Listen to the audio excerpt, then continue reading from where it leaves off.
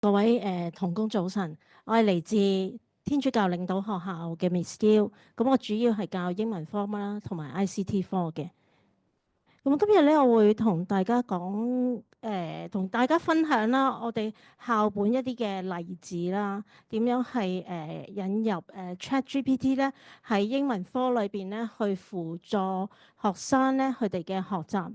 咁譬如好似想大家諗下一個問題，譬如好似琴日我哋畢業禮啊，謝師宴有同工啊，亦都譬如校監校董都諗起啊，其實 AI 係咪真係會有一日取代老師呢？但係大家咧都覺得其實係唔可能嘅，因為喺我哋嘅經驗當中咧，過往2年引入咗ChatGPT AI 喺教學語文教學裏邊咧已經2年㗎啦。咁呢2年時間發覺咧 AI ChatGPT 咧只係可以成為一個工具，好似平板電腦咁一個工具。如果冇老師去設計課堂，冇老師去睇住學生高能力、低能力，點樣幫佢哋調適，點樣去輔助佢哋學習，咁呢一個佢哋嘅學習呢係唔可以有進步。AI 呢係完全代替唔到嘅，所以大家唔使驚，唔使擔心話會失業。好啦。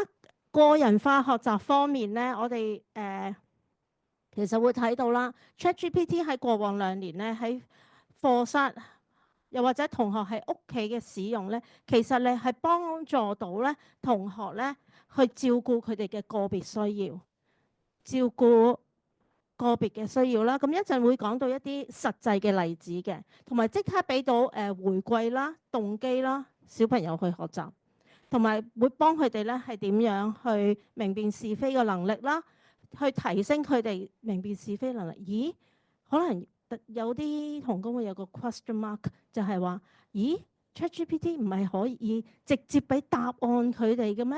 咁呢啲就睇老師嘅技巧㗎啦。咁我哋咧亦都有一啲例子俾同工嘅，同埋咧同學咧係可以有彈性啦，去處理自己嘅學習嘅路程嘅。咁我哋就會睇一啲例子啦。好啦，喺英文科學習裏邊咧，我哋咧都喺聽説讀寫裏邊啦，都適時咧滲入呢一個 ChatGPT 嘅工具咧，俾同學。特別係咧，我哋嘅説話能力啦，同 AI 同聊天機械人嘅對答啦，佢哋嘅練習啦，聊天機械人俾嘅 feedback 啦，俾嘅回饋啦，同埋當中佢亦都幫助同學訓練到咧佢哋嘅發音啦 pronunciations， 同埋俾一啲寫作嘅例子啦，但係唔係俾成篇佢哋抄喎，佢哋一啲 feedback 啦，等佢哋嘅改進啦。咁呢一個咧係學習嘅工具。好啦，我哋首先咧講下聽同説嗰兩方面啦。咁喺聽説嗰兩方面咧，我哋係一啲 conversational 一啲對答。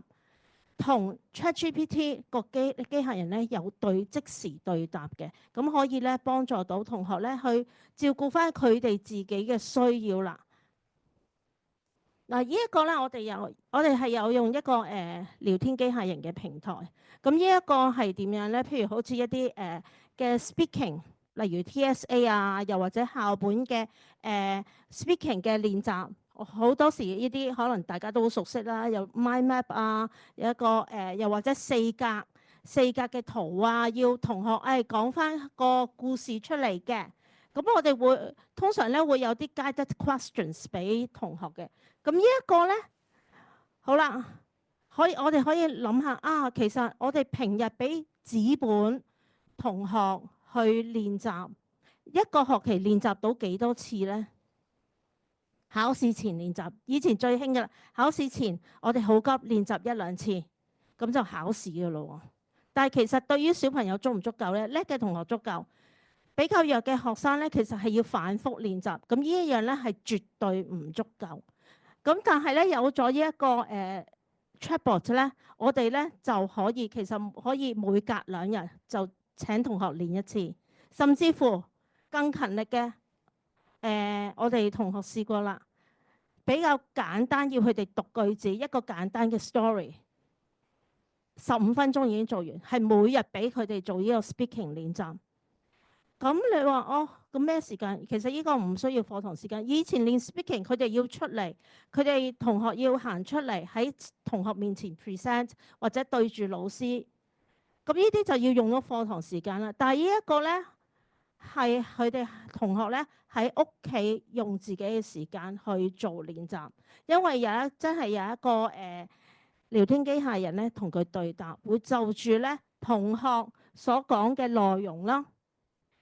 個 AI 咧就會即時俾翻回應佢。哦，同學唔出聲咁點啊？呢個 AI 咧係會逼佢出聲。喂，你仲未講嘢啊？你快啲講啦，快啲講下依幅圖啦。咁呢一個咧聊天機械人咧變咗同學咧就好似有一個咧私人補習老師、私人嘅 speaking 補習老師喺屋企咧同佢哋對練啦。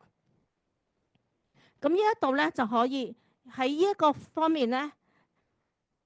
Chatbot 咧就真係喺呢個範疇，只係喺呢個範疇代替到老師嘅工作，而又逼到學生多啲去訓練，咁先至可以去有進步嘅。好啦，除咗picture description 啊 mind map 咧，亦都有read aloud 嗰部分。咁呢一度咧，我哋亦都係差不多 read aloud 咧，係差不多每日都派俾學生做。派俾學生做嘅時候咧，可以幫助佢哋訓練。因為好坦白講，我哋學校咧好多學生咧，就緊8、9成咧都係嚟自基層嘅學生。佢哋基層家庭嘅學生，佢哋咧係返到屋企冇家庭嘅支援。好坦白講，喺學校學習上堂時間半個鐘、30分鐘、35分鐘，足唔足夠呢？其實唔足夠。佢哋返屋企要多練習，但係佢哋返到屋企係冇一個動力，亦都家長唔得閒去鼓勵佢哋，唔得閒鼓勵佢哋去做多啲啊，練習多啲，佢哋就變咗呢。就心散啦，會唔會主動去做呢一啲呢？唔會。但係呢啲咧，老師咧晒俾佢要係功課，一定要做嘅，咁就冇辦法啦，佢一定要做啦。咁呢一個咧就乘機咧要佢哋每日練習咧點樣去讀。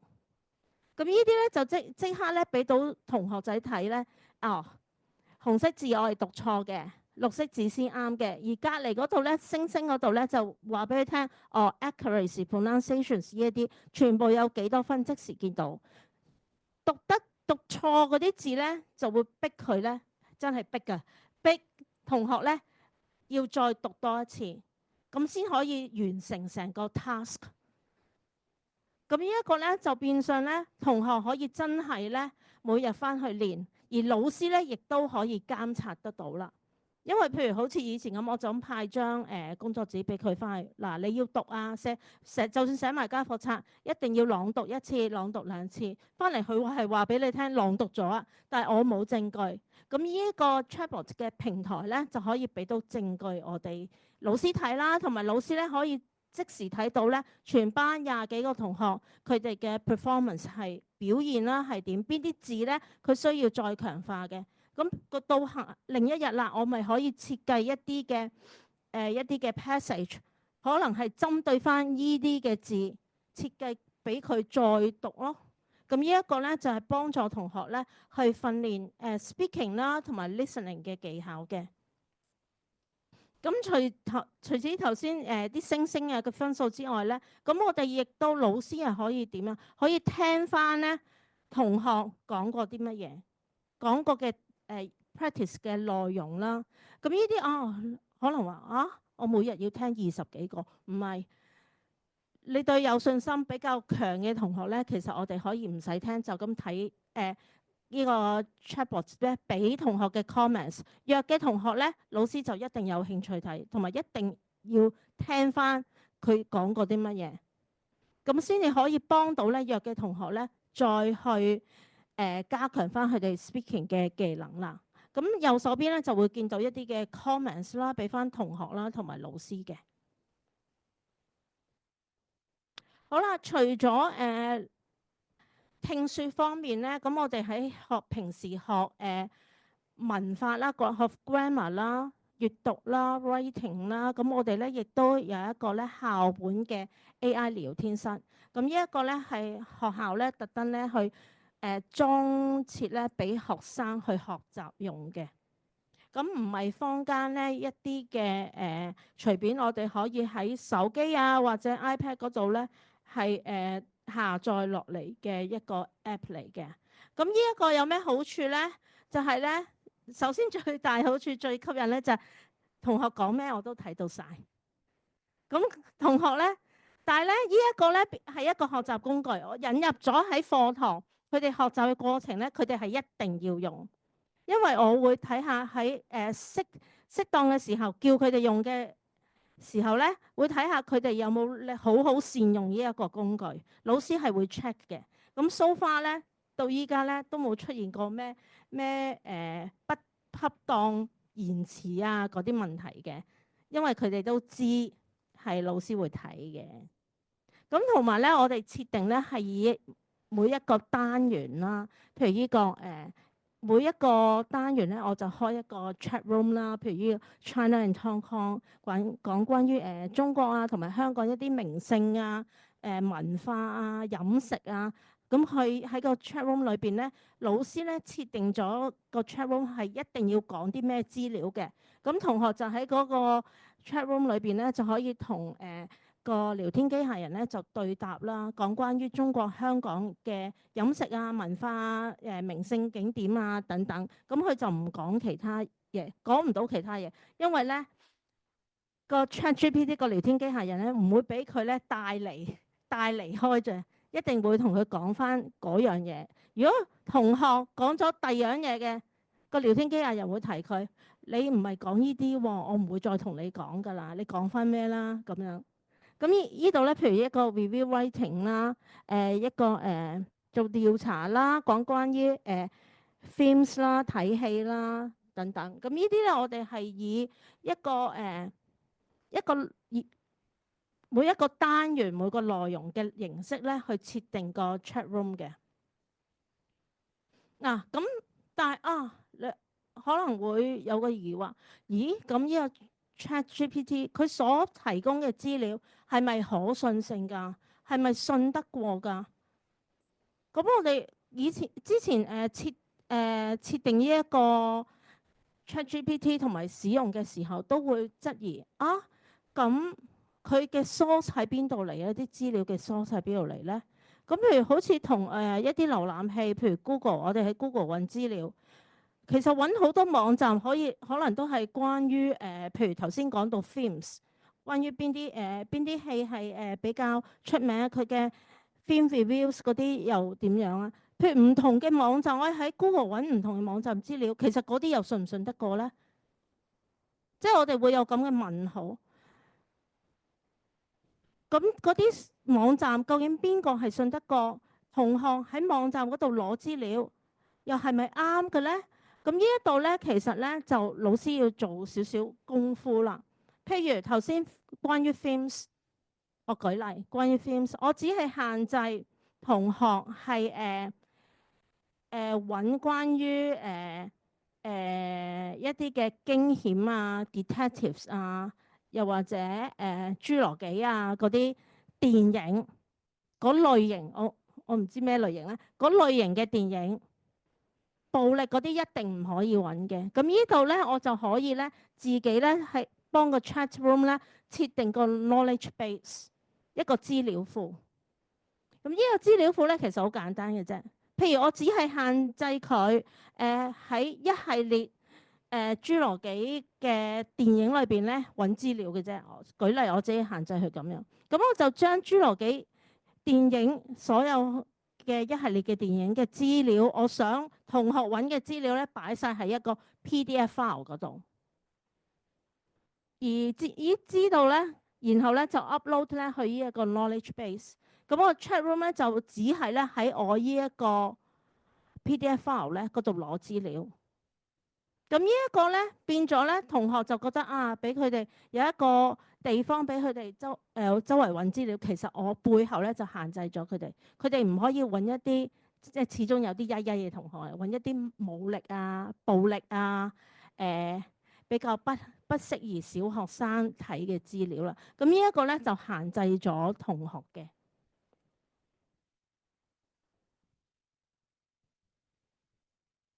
咁另外咧，我哋譬如有一個 task 咧，就係要同學寫咧 biography。咁呢一個咧，我哋就會見到啦。其實用 chatbot 係幫助到佢哋點樣問問題嘅噃。平時同學可能一有唔明白，只會舉手話頭先嘅地方我唔明啊，我唔識啊。跟住老師就會重複解答。但係原來佢哋要 chatbot， 同學要 chatbot 俾到資料佢哋。Everything set up. Let's welcome our last presenter, Emily and Franco. All right. Hello, good morning. How are you today? Thank you for coming on this Saturday morning. And I'm Emily, and this is Franco here. So Franco is the project owner of this project. And we are very happy to introduce the AI-assisted self-diagnostic English language assessment to you all. This is a new system that we are developing, and we are from CPC Poly U. So what we are doing here is we are trying to develop a system to help the associate degree and degree students to self-diagnose their own English level so that they can further improve on their self-development in English proficiency. So without further ado, let's have a look at a little bit of introduction of people first, okay? So these are the core members of this project team, and we have Dr. Franco Wong over there. He will be speaking very soon. He is the project coordinator and the contact person. And project coordinator is Dr. Chen, and she is at the moment at a duty trip. And project implementation team leader, I'm one of them, and so I'm Emily. And also we have Cindy here as well. And we also have project evaluation team leader, Mr. Lobo Low, and also 2 project assistants, Sarah and Winnie. Right, this project is actually very big. If you still remember on the first screen, we say this project is actually funded by QESS, okay? So we have $2.4 million to work on this system. So we try very hard and we work with a lot of people here. So we have some advisors here, including Dr. Jason Chen, Dr. Esther Tong, Dr. Wian Sly, Dr. Ada Yang, and Dr. Ballard, and also Dr. Alan Ho. And so we have all the advisors here, plus also some of our teams, members here, project participants from our division as well. So we have all these names here. So thank you for all the people to help here. Right, so what is SELA then? SELA system, short for the Self-Diagnostic English Language Assessment System, is to have the AI technology to help us in assessing students' English level, okay? And so for this English level, we include all the different skills here, and we were hoping that this is helping our students to know where they are so that they can move on. So with that, I would actually like to show you a short video, which is actually helped by AI as well to Welcome work to on SELA, this. So Self-Diagnostic English Language Assessment. Do you want to find out your English proficiency? Do you want to identify areas for improvement? You can take SELA, our AI-assisted comprehensive English diagnostic test. Building upon AI technology, SELA system can help generate questions suitable for the individual student's English proficiency. SELA includes 5 sections: reading comprehension, grammar, vocabulary, speaking, and listening. There are multiple choice, true and false, fill in the blanks, and reading aloud questions. How long is the test?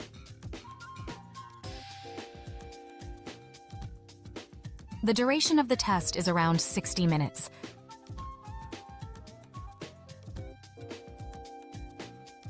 You can take SELA via online platform. You may use an iPad, a tablet, a notebook computer, a desktop computer, and even a mobile phone.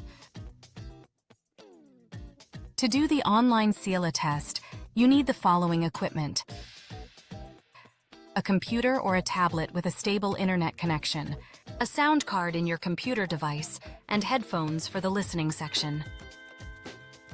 You also need a microphone and a webcam for the speaking section. You may use earphone with microphone. To take your test, make sure to take your test in a quiet environment that is free from distractions. Please allow enough time to take your test. The test cannot be paused or restarted. You should finish all the test sections once you start the test. How can you check your scores after the test? Scores are available online immediately after the test. You may download a copy of the assessment report for your record. If you want to view your results later, you may enter your student numbers on SELA test page to retrieve your record. What are on the assessment report? The assessment report will show your scores in each English section: reading, grammar, vocabulary, listening, and speaking. Your strengths and weaknesses of English skills. Besides scores on each English skill, you will receive recommendations for improvement. Here are some examples. To improve grammar skills, join academic English enhancement workshops. To improve writing skills, join Writing Diary Workshop. What is more, you will receive an e-certification of completion. SELA, Self-diagnostic English Language Assessment, identifies your strengths and weaknesses. Give you personalized feedback on your performance, including reading, grammar, vocabulary, listening, and speaking. Based on your results, you get tailored recommendations and resources to help you improve your English skills effectively. Tracks your progress. The test measures your current level and track your progress over time as you continue to study and practice. Helps your self-directed learning. Knowing your English proficiency level and having a tailored recommendations can help you to develop a self-learning plan. Understand yourself, take the test. Discover your strengths and areas for growth with our self-diagnostic English language assessment. It's the valuable opportunity to gain insights and take the next step in your English learning journey.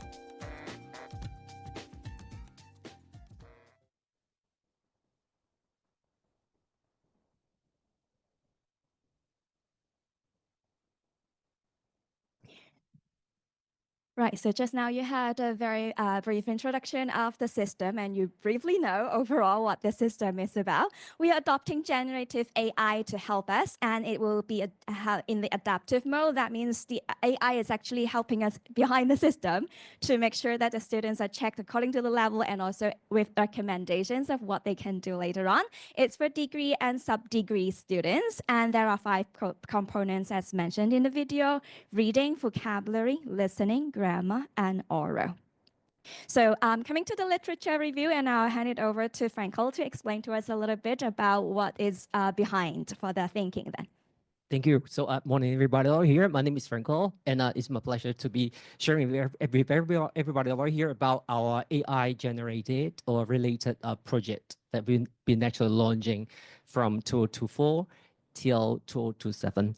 First of all, before I'm going to carry on the parts that I'm going to actually focus on, may I just do a very little quick survey? All right. So how many of you are actually working, teaching, or professionalize yourself in a primary school education? Can I show your hands over there?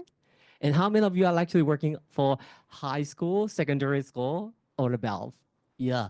Lovely. Thank you so much. I bet we always need to be actually speaker specific, and that's point that it has to be the case that, come on, I need to tell you why you're like sitting over here and learn a little bit about our system build up and also our project. If you are actually working for high school, I bet it's quite relevant to you because, come on, first of all, our system help the teachers skip setting paper for listening, reading, grammar, vocabulary together with speaking training over here. Everything is gonna be put online because EDB gave us money. We would like to build up a system, and we would like to make the system to be actually rewarding and also helping the local schools, especially for high school and senior form teachers to be able to actually make use of all of there. But if you're actually working for primary education, it's also for use, especially, come on, it will be actually helping your teachers, team, your English department buddies to be able to brush up with your English proficiency from time to time, especially for those who've been actually graduated for several years already. First of all, come on, a very important concept that our project project is actually focusing on is adaptive learning. What does it mean? In a class like today, we've got different kinds of listeners with different kinds of expectation, needs, and also proficiency level. As a teacher, I am professional as an educator. And that's the point that I'm not only focusing on myself here, on those who are very strong in English, but also for those who are actually needful for our special help, and also those falling into the spectrum in the middle way who are actually considered to be of medium level for their English usage and also for their English literacy level. But the main point here should be, if I actually focus too much on the need for students, I need to actually retard the whole teaching pace of my class. Or if I actually make every strong student to learn a lot fast and also in a very haphazardly here high level for the vocabulary and also grammar, those students falling in the middle level or low level would actually fail to catch up. And finally, they lose the motivation to learn with us. And that's the point that a very important concept goes to be adaptive learning, which means that even if I'm going to teaching a same class of students, indeed, different students can actually get what they need and they want, and also, through what? Through learning matters, and also through assessment, which means that, everything is gonna be individualized, everything is going to be customized, everything is going to be personalized. What I mean is actually falling into the same classroom, same subject, of the same level of study over there. And you can actually see, I can actually call it here to be quite inclusive because, I don't want to actually kick out either one of the group of students when I'm going to test their language. More importantly, you can actually tell, Franco, so the system is for what? It's for grade, it's not for grade, it's for self-training.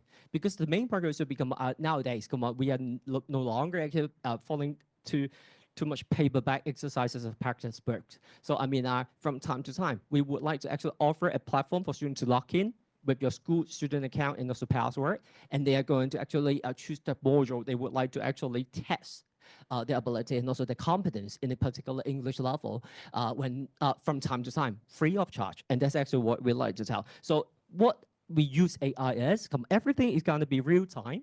We would like to actually track the progress, but more importantly, AI serve to be the private tutor at home.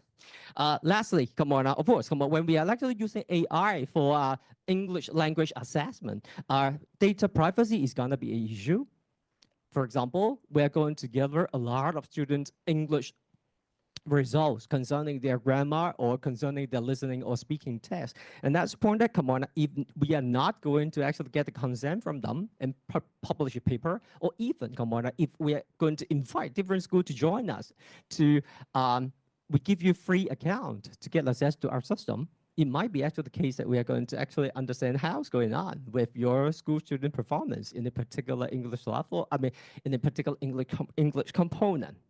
All in all, we're using NLP, natural language processing, and also LLM, large language model, when we are like setting up the whole things for our system. So let's go to something more practical all right here that I would like to tell. That is our platform. I and also my team is actually working hard in setting up the system since September 2024. So after 9 months, using the government money, including the money from your taxation, am I right? So what we've been actually building Laura here so far. Of course, very simple. We've got summary close. Usually students read the article and they need to actually pick up the word they really need to type correctly and directly in the blanks that we provide for them. And some matching things over here for reading. And more importantly, you can also see, we've got vocabulary testing as well. You can actually found, all these type of questions are not actually, first of all, written by us. It's actually generated by AI. But as the educator in college and also university, we are actually gatekeeping the quality, the accuracy, and also the relevance of all these questions to be generated. So we can actually approve the quality of the question to be generated by our system before we are going to launch it here to the students for them to use. And you can also see already, let's say, we've got, student can simply drag and drop all the answer here. to the blank according to what they want. And the test is going to be timed, including listening as well. All right, there. Come on. I mean, our system is going to be actually tailor-made to help students to actually fully scan their complete pictures about their English usages, including writing, listening, also, not to mention, leave out speaking as well. We provide them word card, picture card, photo, or even a short article for them here to read. And what they need to do is actually record their voice to our system. And our system is going to actually check upon their accuracy of pronunciation mostly. It's not about fluency, and it's not about naturalness. It's all about the way whether they are going to hit up to the British or the American accents that we are going to actually ask AI to double check with them. Very much useful for senior years of primary school, and also for secondary school as well. Junior level, because come on now, we don't need to ask the students one by one to come to my teacher's desk here to double check the pronunciation across the chat list all over there. And you can actually see, so Franco, how AI is going to be used all over there. How adapted with this? Two major functions. First of all, that is the report we generate to the student. But I mean, for this report about the result, which is actually normal. I mean, we've got Pearson, we've got British Council, also share similar pictures and also report when students and also school subscribe their test system. But the main part is to be our system. Besides, come on, projecting everybody about the result and the score that they got, but more importantly, we will actually link them to the school textbook chapter relevant to their deficiency of vocabulary. More interestingly, we will actually advise the AI a whole list of English enhancement activities we've been actually launching from September to June every academic year, and AI can actually map up the correct or the relevant activities to the student that suggest you need to join it, or the other students are going to catch up. More importantly, come on, online resources as well. Come on, empower you with ELC, English Language Center. We are actually coming from continuing education, and more importantly, online from the Rebel web. We selected, and they are also shortlisted some sort of resources like website, like toolkits, like apps for them here to revert.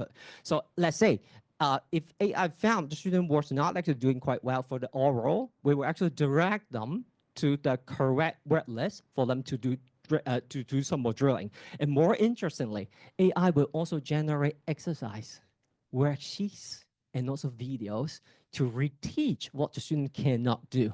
A moment ago, Laura here, when they do the test. Not to mention, again, for all these type of questions, AI will actually use our handwritten, human-written question to test the student, first of all. Usually for each of the section, the first 5 questions are actually written by us. And then AI tests the level of the student, and then it will generate the question appropriate to that student for the next 5 or 10 questions to go. And also more interestingly, like 好似打雞. So I mean, whenever they are actually interested to go for advanced level, they can actually do it over here for more challenging questions, follow up over there. And now Emily is going to actually share with everybody more about how we are actually setting our question bank, and also tell everybody over here about how AI aids us and save our time for paper setting.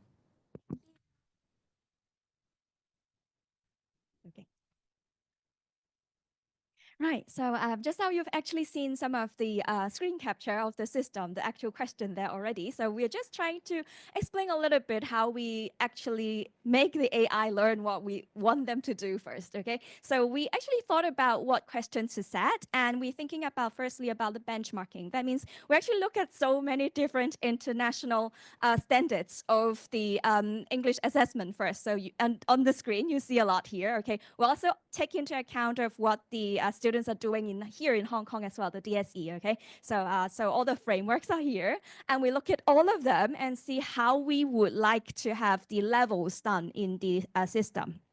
And then we have a look at all the possible benchmarking here as well, according to the different levels and like IELTS, GSE, and even Delta, the PolyU Delta, okay? So also the VAS and English test. So we look at all the descriptors of all these, okay? And we especially delve into the CEFR as well to look at what's described there so as to understand more about internationally how people understand the levels before we set questions. And so at the very beginning of the project, we actually set up quite a lot of questions. And I would really like to thank all the colleagues that helped. And one of them is actually here. And thank you very much, Iris. She is one of the helping hand here as well.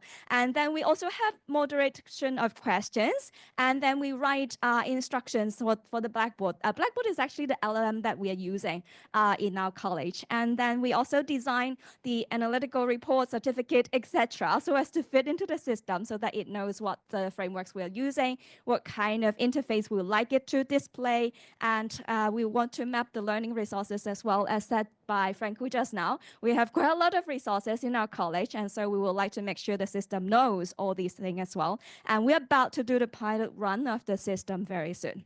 Right, so just to let you know a little bit about the AI mechanism here, the questions are actually set to bundles, okay? So we would like to start in the middle of the level so that the system would know how the student is doing in the middle level. So if they are better than the middle level, they go up. If they are not as good, then maybe they'll go down so as to see which level they are. And so if they're reaching the highest and lowest, they stay there, okay? Then they would be that level then.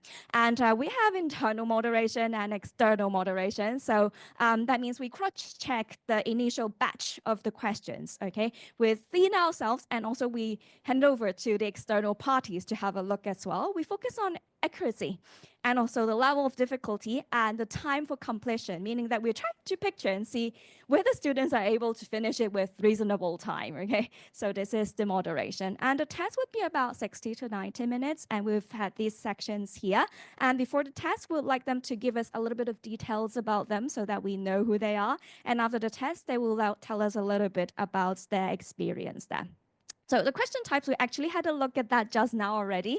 The MC questions, true, false, matching images with words and fill in the blanks. So these questions are actually distributed across all the 5 different sections for the 5 different skills. And just now we actually have some screenshots from the system already. So in the following, I'll go quite fast, okay? So for example, in vocabulary, we have most of the questions as MCQ. And the students choose the answer that best suits the blank, which is with a given list of words. So this would be something like that. And grammar, okay? In terms of grammar, most of them would be MCQ, but some of them would be fill in the blanks. We'll give them the base form of the verb so that they will think about whether they will need to, for example, add plural or change the tense, etc. So that's the grammar bit, and it looks something like this. And in terms of reading, we'll give them several passages to read, and they will answer related questions to that passage. They may be MCQ or true-false questions, depending on the information from the passage. So they should not use their own just knowledge, okay? They should base everything on the reading passage. And listening, there will be 30 seconds at the very beginning that they can familiarize with the question prompts first before they listen to the recording. And the recording will be displayed twice so that they can listen to it one more time to check their answers if they want to. And in terms of speaking, they will have the read aloud individual words or short passages. They will read 2 times so that just in case the first time they're not very happy about that, they can try it again so as to showcase their full competence there. Right, there would be something like this. So they may look at a picture, give them some hints about the meaning of the word, etc. Right, so we used all these to help us, especially we harness AI to help us to generate the questions once they've learned their base level first. And we also use AI for speech recognition and also to analyze their results so that they can get their level right after they have the test done. And so we also build on the system to generate more questions by AI. So that would be the rationale of AI. So by the end, they will have their CAT record. This is a record for us to have a transcript of what they have taken part in their college outside their curriculum. And also they will have a completion certificate. And of course, the most importantly, the report telling them what are the strengths and what are the areas for improvement so that they know what to do to follow up. And in terms of conclusion, we are in the piloting phase right now, and upcoming in September, we are going to launch it to half of the sub-degree students and also some degree students. And then we'll fine tune it. And the next academic year, we are hoping that, 2026, okay, we're going to have a full launch of this then. So in conclusion, this system, we harness a lot of the AI ability to help us to build up this system so that, as mentioned by Franco, we have personalized learning and personalized feedback so that students know what to do next so that they can have all the learning by themselves, knowing where they are. We have adaptive learning here built into the system. We have the question bank and tailored reports, and hopefully they will help themselves to learn better the self-directed learning behind it. Right, these are all of the references at the moment, and we welcome your questions. But if you also have some inquiries or something that you want to ask us later on, or you actually want to cooperate with us, because we will actually welcome people to join our system to test your students as well. That would be at the later phase if it is possible. So if you like, you can also scan and contact us then. This is an email address, yes. Right, so yeah, maybe we have some time for questions. Thank you for your interesting presentation. I think we got some time for Q&A session. I know it's a coffee tea break, so if you are really hungry, feel free to go outside and break some food. And any questions?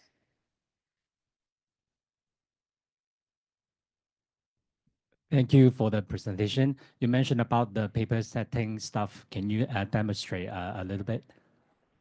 Thank you.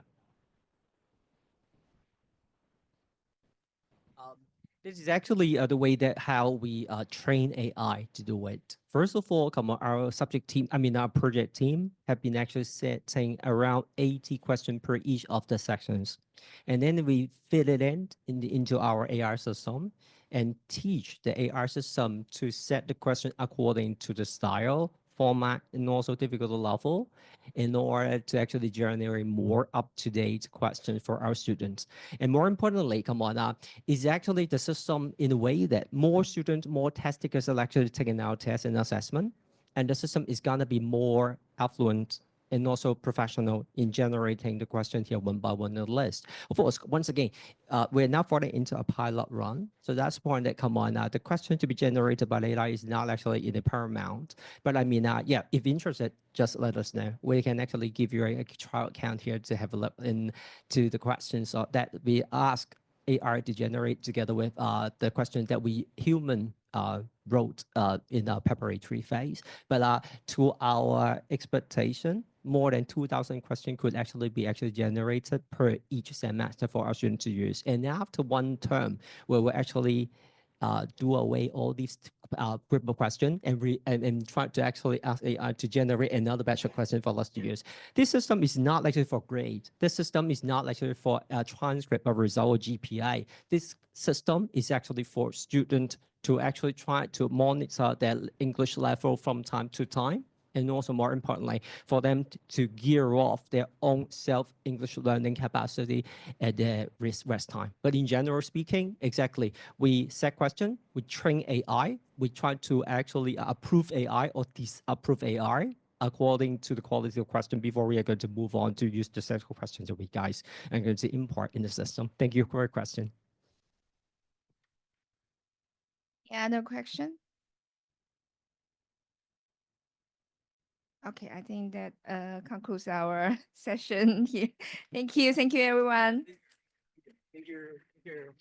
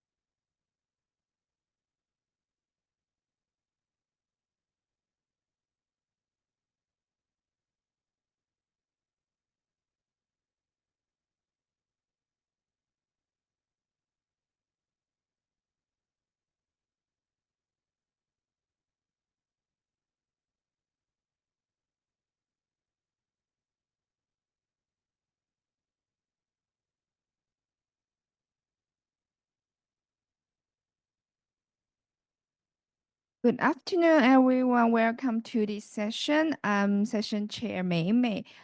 First, let's welcome to our first presenter, Sha Tao and Irene. They're gonna present their paper titled "The Impact of AI-Powered Multimodal Support on Student Achievement: A Case Study at Hong Kong University." Good afternoon, everyone. Thank you for joining us today for this presentation on our current research study. Please let me start by introducing a little bit about ourselves. So my name is Irene Song, and I'm currently working as a project assistant in the English Language Center at PolyU. And this is my colleague, Connor. Yeah, hi, everyone. My name is Connor, and I'm currently working at PolyU and ELC Center. I'm also a project associate working in this project. Yes, so the topic of our research is the impact of AI-powered multimodal support on university students' achievement. And as to explore this topic, we have conducted a case study at a Hong Kong university. So here is a brief structure of our presentation. We'll start by talking a little bit about our research background, followed by research objectives and significance. And then Connor will talk a little bit about previous studies on this topic. And also I'll continue with sharing a little bit of our methodology and some preliminary findings and directions for future research. So I would like to start by talking about the research background.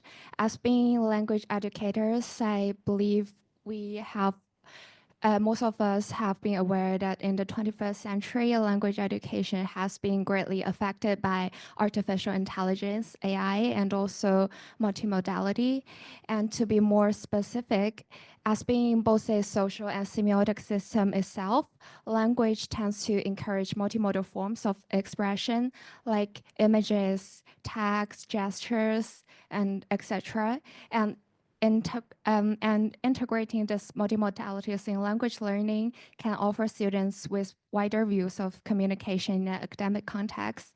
And also there have been growing interest in AI technologies focusing on enabling learner input to be responded quicker and also more flexible in different modalities. So based on this broader research background, our research seeks to examine the impact of multimodal GenAI tools on students' academic writing in higher education contexts. And also we would like to explore university students' attitudes, perceptions, and also their experiences of using this multimodal GenAI tools in an academic context. So we hope our research can provide more insights on how AI-powered technologies with multimodal capabilities can enhance university students' academic achievement generally, and also we hope to inform pedagogical practices for the use of multimodal AI in supporting students' completion in their writing and also speaking assessments across different disciplines in the context of GenAI enhanced higher education. Yeah, now let me introduce some literature review in relation to this field. But I guess this part is so theoretical, so I will quit in this part. So first, I will mention the AI-powered multimodal support. I'm not sure whether this will be conducted in other contexts, but in higher education level, first, let's start two definitions. First is multimodalities. It means using more than one way to create meaning, like text, audio, something like that. And also AI-powered multimodal support. In this part, we are focused more on the effectiveness of support. Intervention to our students, like the use of AI tools. I guess it's very frequently used among students, not in relation in this undergraduates and postgraduates, like the GPT-4. And in this part, which means the mix with multimodal settings that allow for learning from text, speech, visuals. In other words, we want to teach students how to use AI tools to help them analyze those literatures. Because in the previous day, and I guess most of you, we often read that and we have to search for dictionaries to search for those unknown meanings, which takes a lot of time. But in this part, we can use this support, use AI tools. So there are two key benefits. First, we can combine AI with multimodal settings, which makes it possible for tasks to be adjusted according to students' response and in different ways. And also, the second benefit is we can base on pedagogical relevance and multimodal capabilities. This study will focus on GPT-4, Microsoft's Copilot, and Grammarly. These three AI tools were really frequently used among students. Yes, and I would like to clarify a little bit more on the choice of this multimodal GenAI tools. So these tools are chosen based on both the pedagogical relevance and their multimodal capabilities, because we have conducted a survey among the students on the most commonly used multimodal GenAI tools in their completion of their academic writing. And these are the top three tools they have used. And also AI in English for academic purpose writing, which is quite difficult for students, especially those from general English to academic English, which creates many difficulties and challenges for students who enter into higher education, especially for those year one students. So the previous research provided two types of evidence regarding the effectiveness of AI in supporting students at tertiary level in relation to the EAP writing. The first, it's shown that it could improve the students' writing performance following AI-based instructional interventions like those two issues. For example, they can use AI tools to generate some ideas and generate some reference lists, which were quite easier for them. And second, students' perception of the usefulness of AI generative feedback in enhancing their writing. It's quite important because in the previous years, the only way for students to receive feedback is to receive email from teachers or tutors, which takes too much time. And they may not receive instant feedback. But now, with the help of AI tools like GPT-4 and something like that, they can receive instant feedback and very personalized feedback, which can improve their performance and grades. So based on the literature review, we have identified two types of research gaps. So theoretically speaking, we have found, while previous studies have examined the role of AI and multimodality in academic writing in the context of higher education, most of them have investigated the two factors separately. So limited evidence were there on how multimodalities are operationalized with AI-powered writing tools and how such integration can influence academic writing practices among students. And methodologically speaking, there are a lack of empirical research on the impacts of AI on students' achievement in higher education generally, because this is an emerging field of study, and fewer research studies deploying a mixed method approach to explore the topic. So we hope our studies can fill in both the theoretical gap and also the methodological gap. And here are our research questions. So our first research question is, how does the use of multimodal AI tools influence university students' academic achievement in their final year project writing? And our second research question is, what are students' perspectives on and experiences of using multimodal AI tools in their final year report writing processes? And our last research question is, how do students' perspectives and experiences, which we gathered the data from the second research question, can explain non-statistically any observed impact or lack of impact that we concluded from the first research question? Now, I will introduce the methodology we deployed in this research, starting from the research context and design, data collection, and analysis.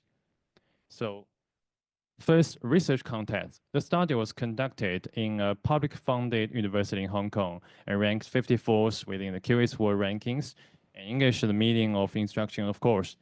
And the key reason we choose this university is that, and of course we can choose in any other university, because the students at tertiary level have to submit essays and presentations in academic way. So the key challenge lies in their challenges to transition, as I mentioned before, transition from general English to the academic English, which including the reference, citation, and reading academic journals, which are quite different for them.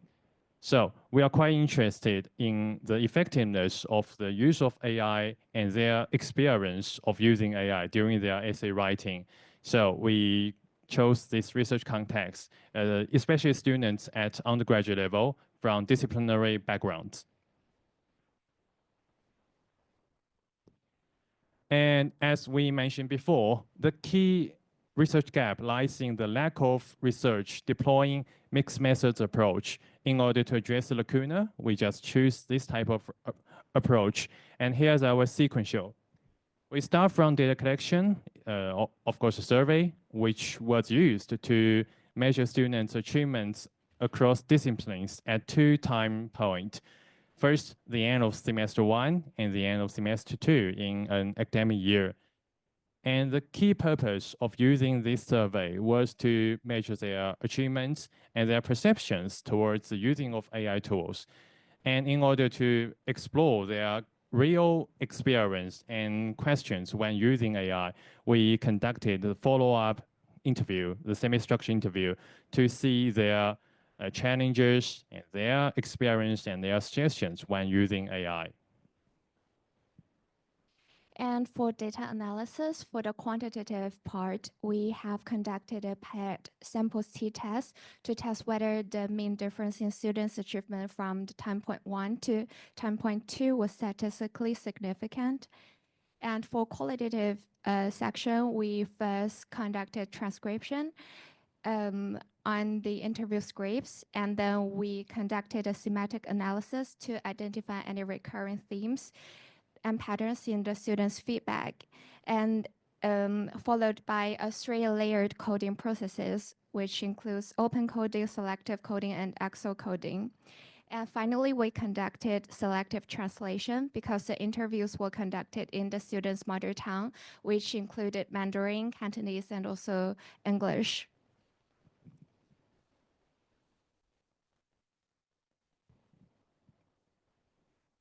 So first, here's our findings in our surveys. The results indicate that there was a statistically significant improvements in students' academic performance from semester 1 and semester 2, which proves the effectiveness of AI on students' academic performance, especially in the FYP writing. I don't want to make it too theoretical. To make it easier, it means that the use of AI helped students' academic writing. They're great. But this data is very simple. It didn't tell us anything. So we will focus more on the results of interview data, which may be more straightforward. And of course, this is engagement of AI tools like GPT-4, Grammarly, and Microsoft Copilot contribute to the improvement of their performance. But as I said before, it's more important to see the interview data because it shows students' concerns, their experience of using AI, which may provide some pedagogical implications, not only in tertiary level, but also in other contexts, because the students may use AI for different purposes, which is very important. And to add a little bit on the justification of our choice of paired sample t-test, because we had 2 time points and we conducted the study with the same group of students. And also we've checked for the normal distribution of the mean difference before we conducted the test. And here are some preliminary findings in the qualitative aspect. So we have identified these 4 themes among students' interviews, which are enhanced writing confidence, strategic and selective use of tools, concerns about hallucinations, and multimodality as support, but not substitution. And here are some interview quotes that we have selected from the students' interviews. And also, in particular to strategic and selective use of GenAI tools, we found students have identified the 3 tools for different purposes. which they use ChatGPT 4.0 model mostly for idea generation and brainstorming, and Grammarly for grammar checking, and they use Copilot for references the most, like generating references for their papers. And we also find that hallucinations was a significant concern, which we think is a very significant concern in the field in general as well. And now here's our conclusion, which is very brief. The first, AI-powered multimodal tools show potential to enhance university students' academic writing performance. And second, students use these tools in different purposes. They most join a multimodal function to support different stages of writing their assignments. In other words, they mainly use AI tools to generate ideas before they writing and find definitions, which saves much time. Because in the previous times, we have to read so many articles to know the definition, know the meaning, know the background of information. It's so, yeah. And second, they will use the Grammarly to check the grammar, which reduces so many grammatical errors. And they will use some other AI tools like Queryboard, like co-piloting to generate reference and in-text citation. And of course, we need to clearer pedagogical frameworks and policies that help students engage critically and ethically, which was very important because we have AI detector. Some students often just copy paste all the content generated by AI, which is not very good.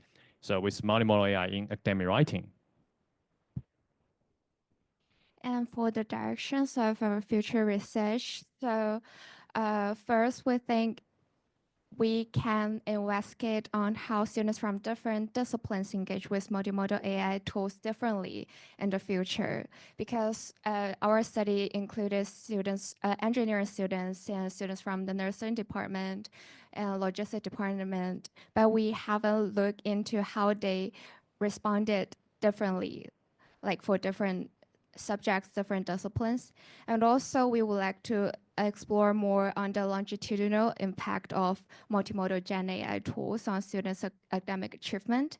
And finally, because our participants were all undergraduate students, we find that in the future, perhaps it may help that if we also look at the postgraduate students, like the master student and also doctoral students, because they usually engage in more complex academic tasks. And hence, we can perceive the use of multimodal AI tools in a more diverse academic context. And here are some references that we have used for our study so far.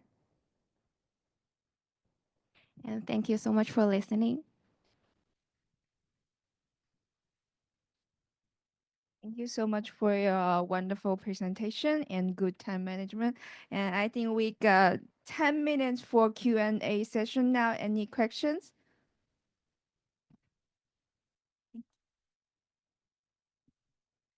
Thank you for your presentation. It is wonderful to know about how students are using the AI tools for their writing. So my question is about the word multimodal, because you mentioned that students mainly use the tools to generate ideas, this kind of thing. But I think these are mainly about linguistic. So my question is, what other multimodal means that students will incorporate when they use these tools to help them, yes, improve their writing?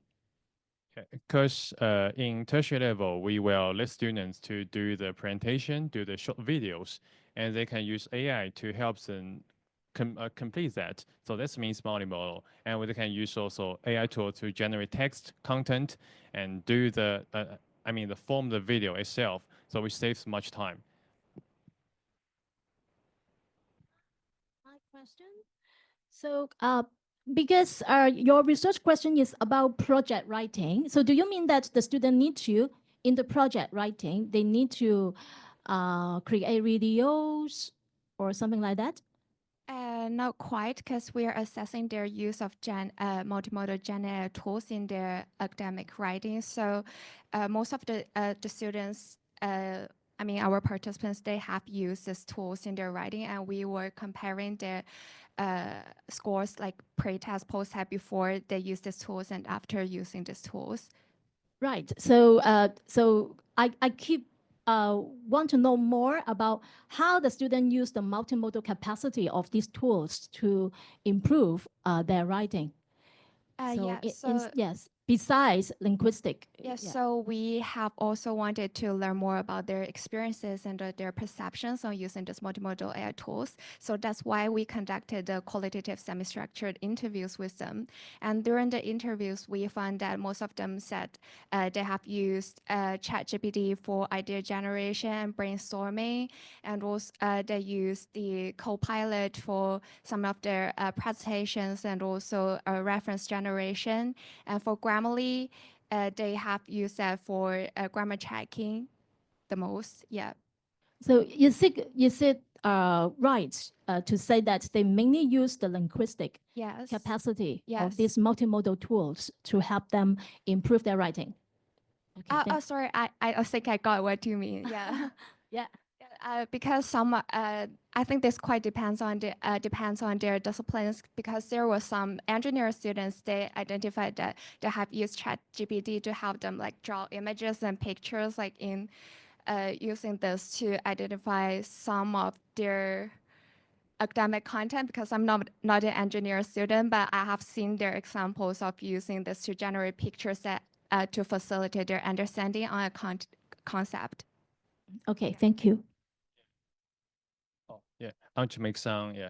So as my colleague mentioned, some students are from IEE. So part of their FYP writing involves formation of some format and graph in relation to their data analysis and data collection procedure. So they will use AI tool to generate pictures, to form some text, which facilitate writing. Because in the previous time, they have to make the graph on their own, which takes too much time. Any other question? Okay, let's welcome. Thank you. Let's welcome to our second presenter.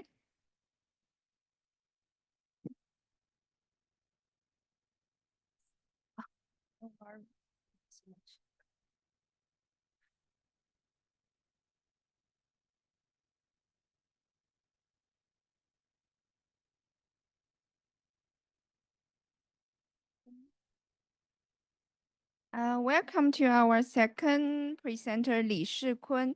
She's gonna present her paper titled Exploring the Integration of Generative AI in Pedagogy for Enhancing Multimodal Literacy Development Among English Learners. Thank you. Hi, I'm Shikun Li, or Li Shikun from Nanjing Normal University, and welcome to my session. And I will walk you through. Oh, sorry. How are you gonna? This one? Oh, okay. Technology.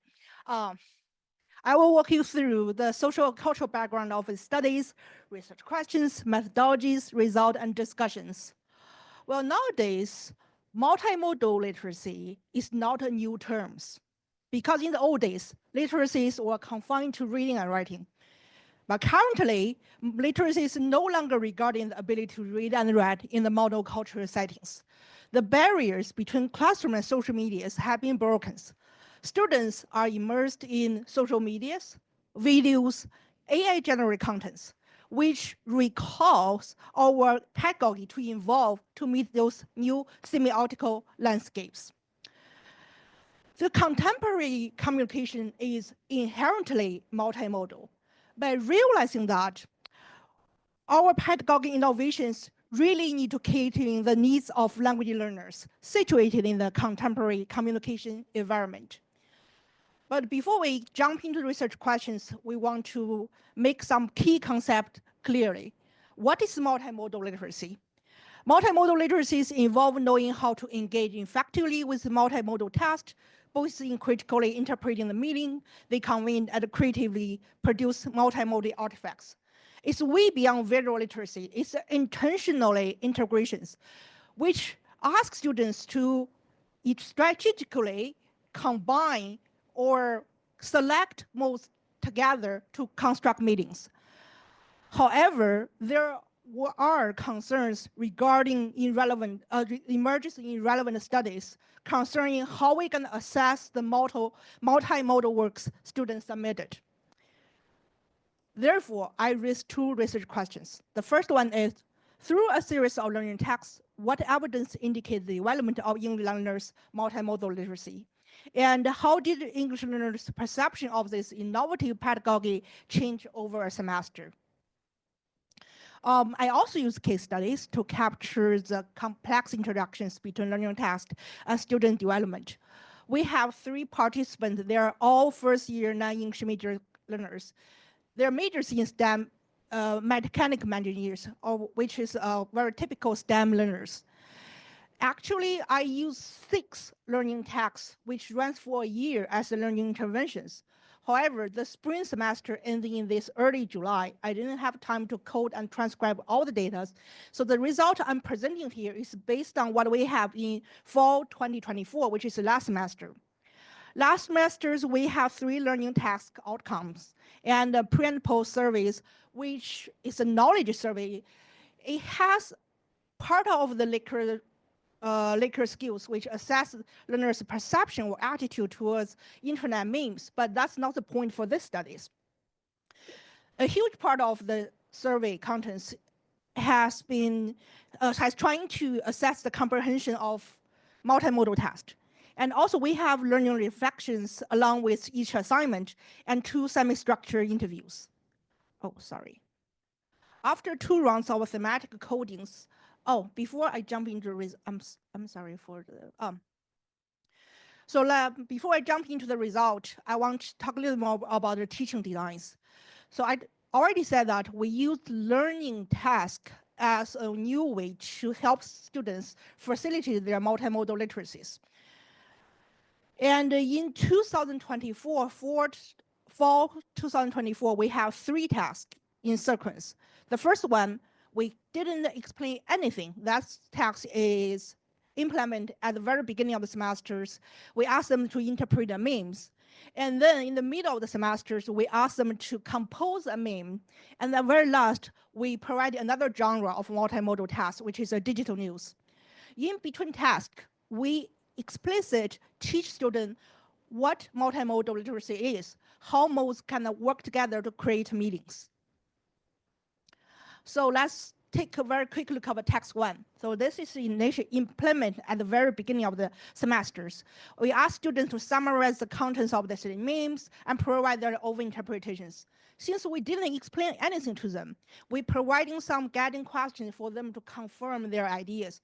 Remember, our students are STEM students. They're not like the art or humanity majors. For them, come up analysis at the first semester of school years is quite challenging. And after assignment 1, we start to teach what multimodal literacy is. And in the middle of the semesters, we initiate the second task.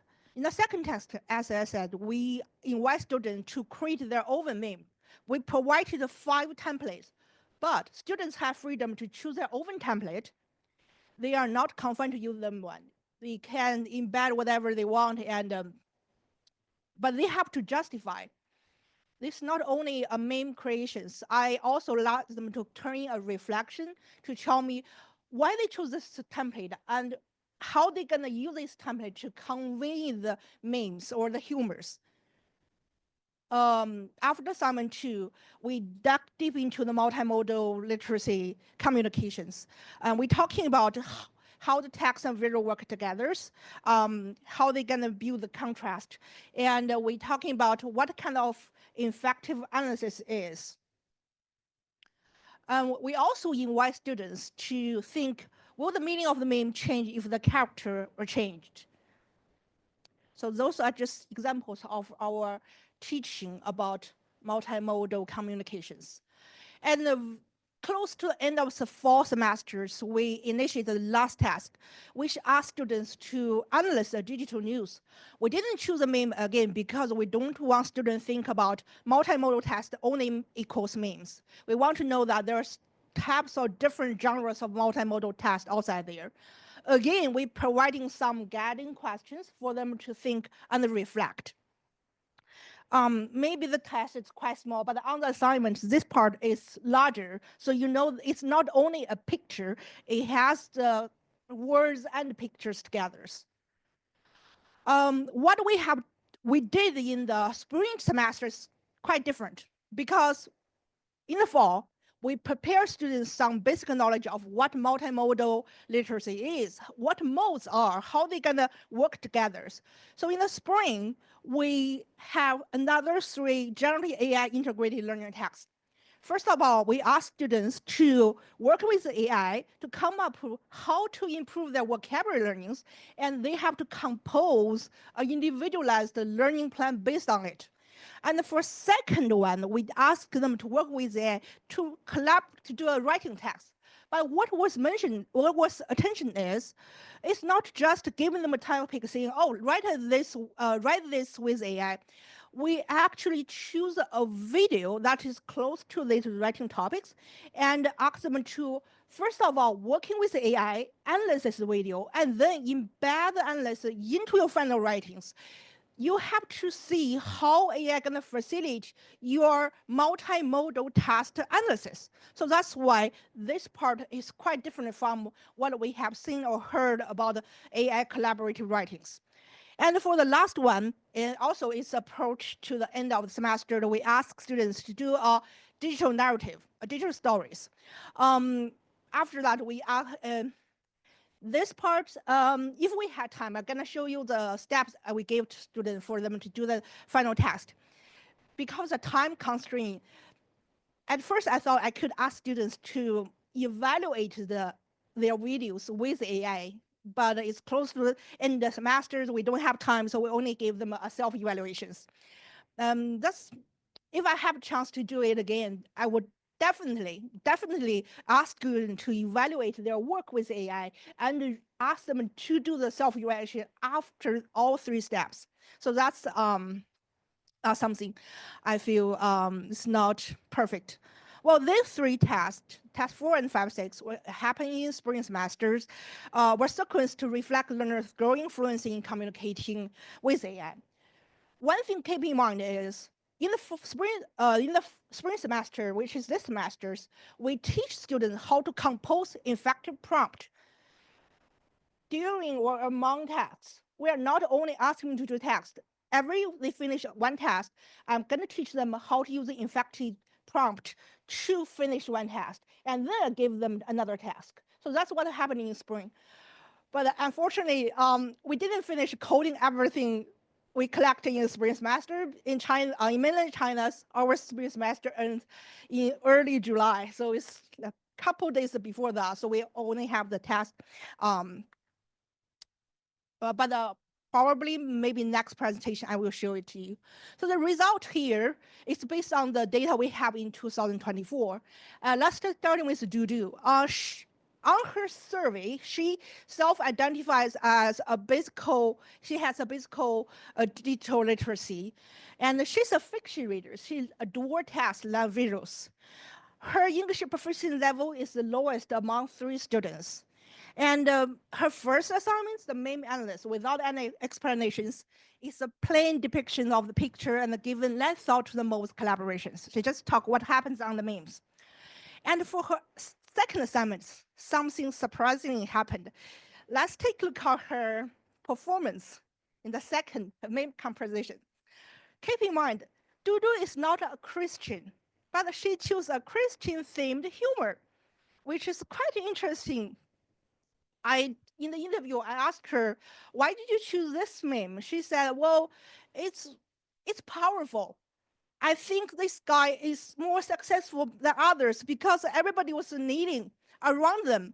So she embed bubbles, it has bubbles ahead of Jesus, and seeing the glory man who had finished the homework during the summer holiday. And another task in, please help me. So it's reflecting what inner struggles students were encountered when they were enrolled in the first year of college. Quite interesting. But still, from this part, you can see her English proficiency level is quite limited. The word choice sentence structures, not good. So what I trying to add here is I think from this Christian or religion related humor, we can see that language learners, even without shared cultural knowledge, they can construct something meaningful using different semiotical resources. And also, I think that this multimodal test help such basic English language learner, because her English proficiency level, basically writing, it's limited. This different types of modes help her to communicate complex social observation to readers. Just because they have the visuals that in addition to text. Think about it, if I don't have the picture here, only have the text, you'll never get the humor. And you probably get confused by her English writings. So that's what I think is the advantage of multimodal test. All right, let's move to the last assignment of Dudu. And at the end of her assignment, this third assignment, digital analysis, at this time, she demonstrated less straightforward depiction of the digital news and more reflection on China's rapid development, which shows that she had more thinking about how modes working together, how deep meanings are constructed. For Dudu, in her interview, she said the relationship and text between text and the visuals in the memes are unexpected irony. And let's move to another student, Matthew. Matthew is a very typical STEM student. He always have hard time to elaborating on his thoughts. However, he did very good on the CET4.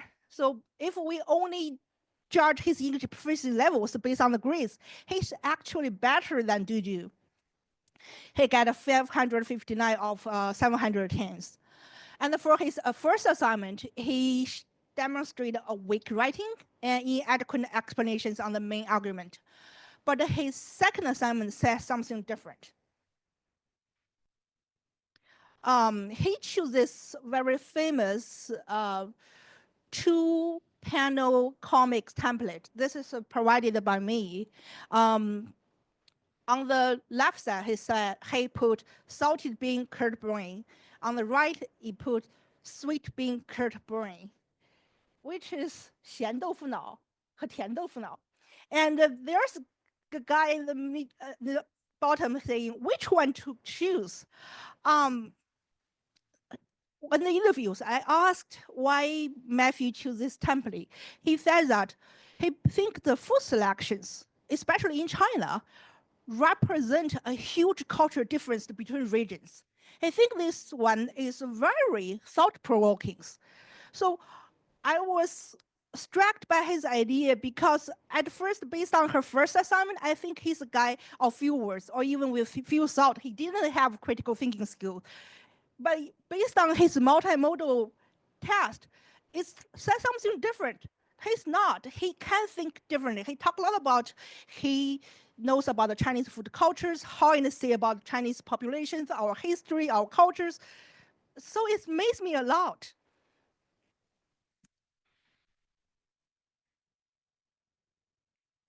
So similar to Dudu, I think both Dudu and Matthew can use different modes as tool to verbalize complex thoughts. I put these two together because I think they also represent a large group of STEM students. After doing the first three assignments, they demonstrate an increasing awareness of multimodal communications.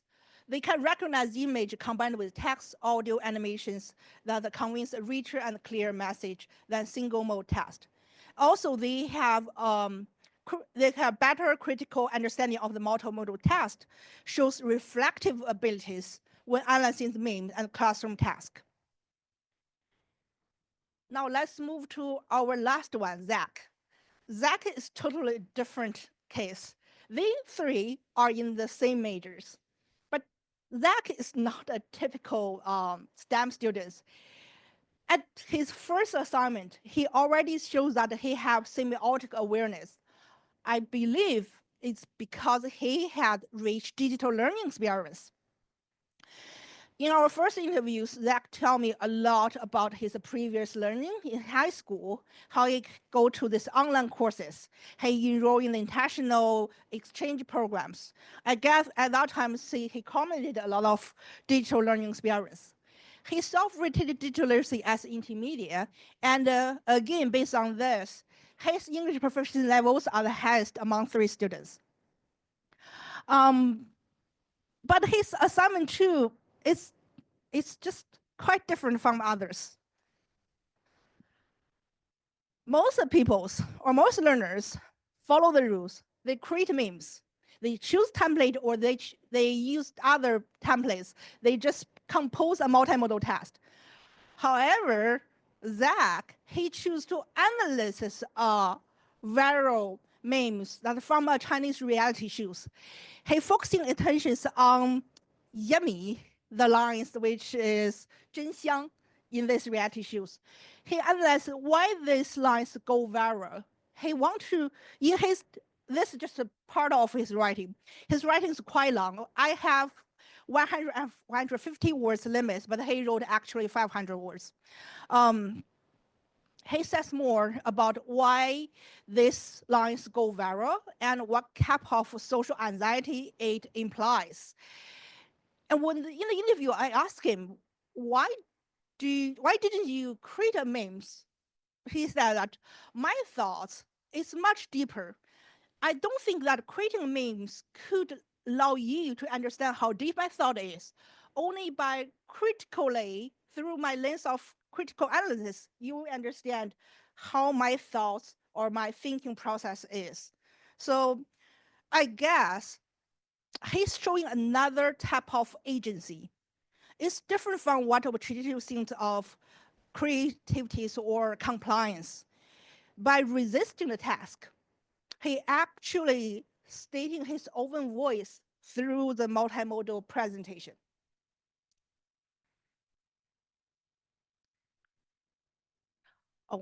Let's see a little bit more about his assignment 3. Assignment 3, again, is more effective writings, but I do test a little bit help of film AI.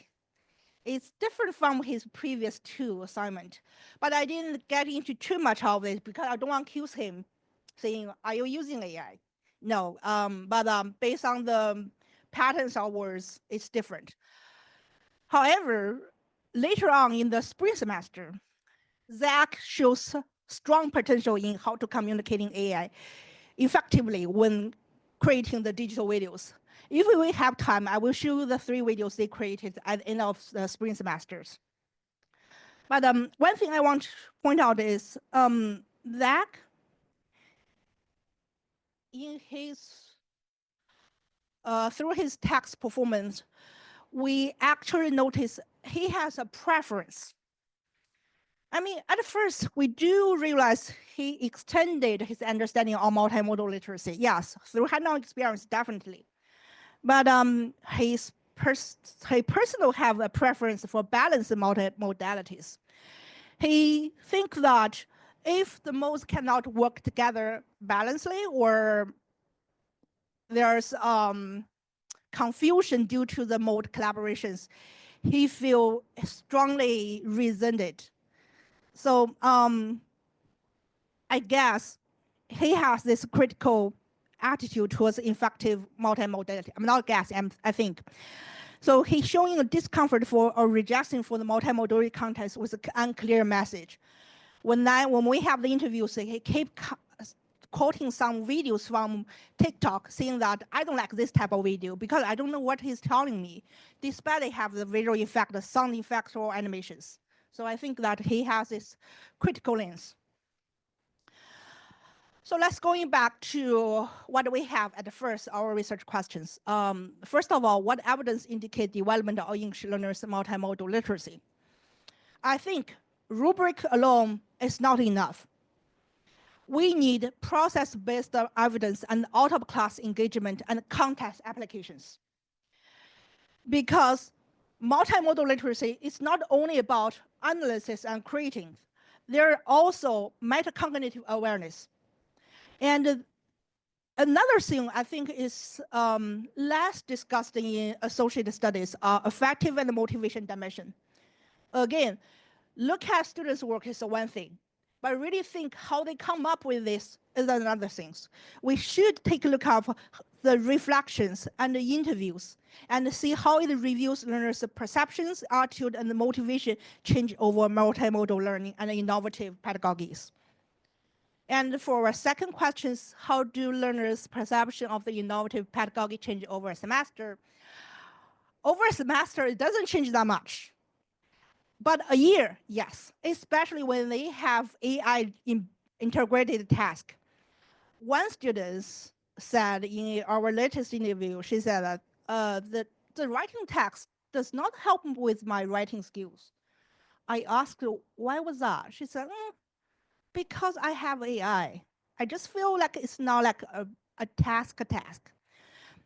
Because I did the coding and transcribing all the data, so at this point, I only put their perspectives become increasingly nuanced. I hope by coding all the data in the spring, I can give you more definite answers how their attitude changed over time. Okay, I think that is everything. Thank you for your participations, and if you have any questions, I hope I didn't go to speak too quickly about the cases, but if you want to ask more questions about each cases, welcome.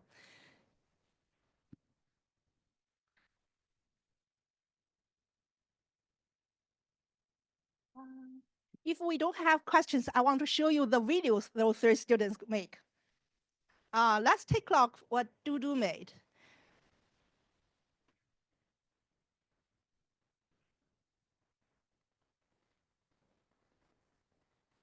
Hi, when's the last time you daydreamed?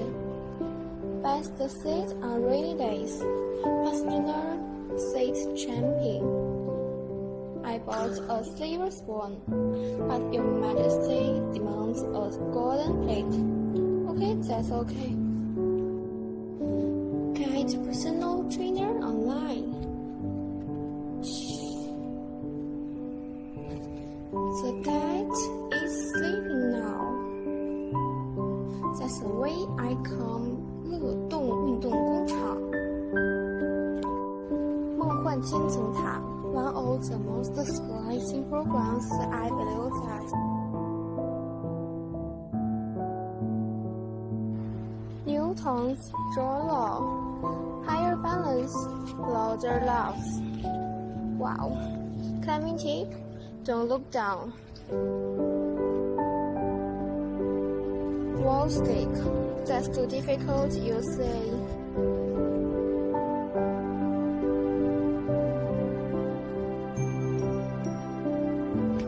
Garden whispers, slow down.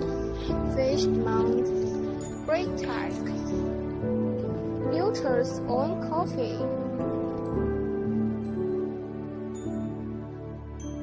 Cherry blossom milk pudding, a cloud that melts on your tongue, leaving spring behind.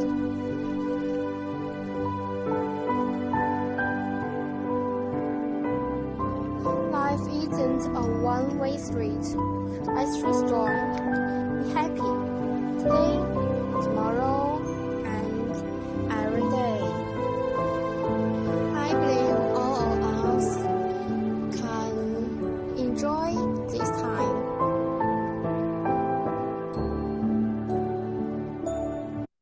All right, let's take a look at what Matthew did.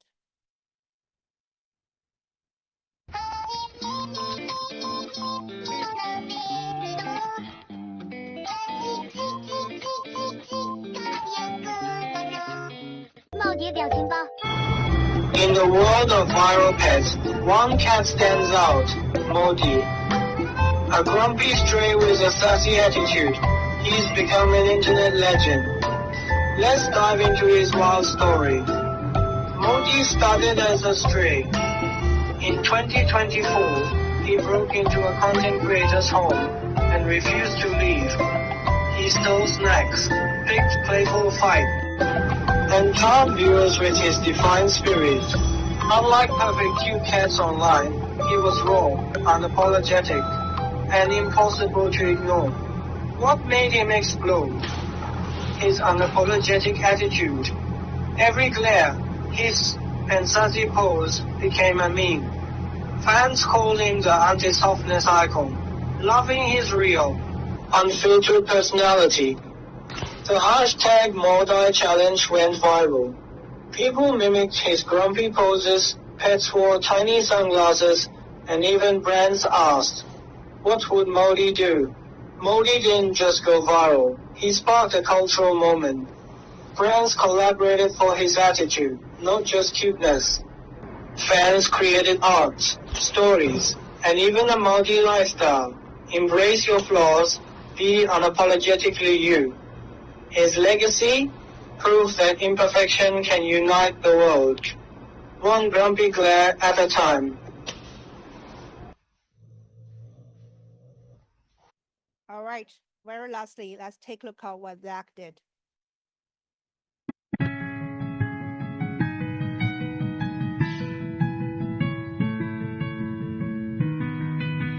the tapestry of time, why do we gather under the same roof? What stories do our festivals whisper about the human spirit? Today, we'll explore the timeless essence of festivals, from ancient traditions to modern celebrations, and uncover the eternal dance of light and shadow within them.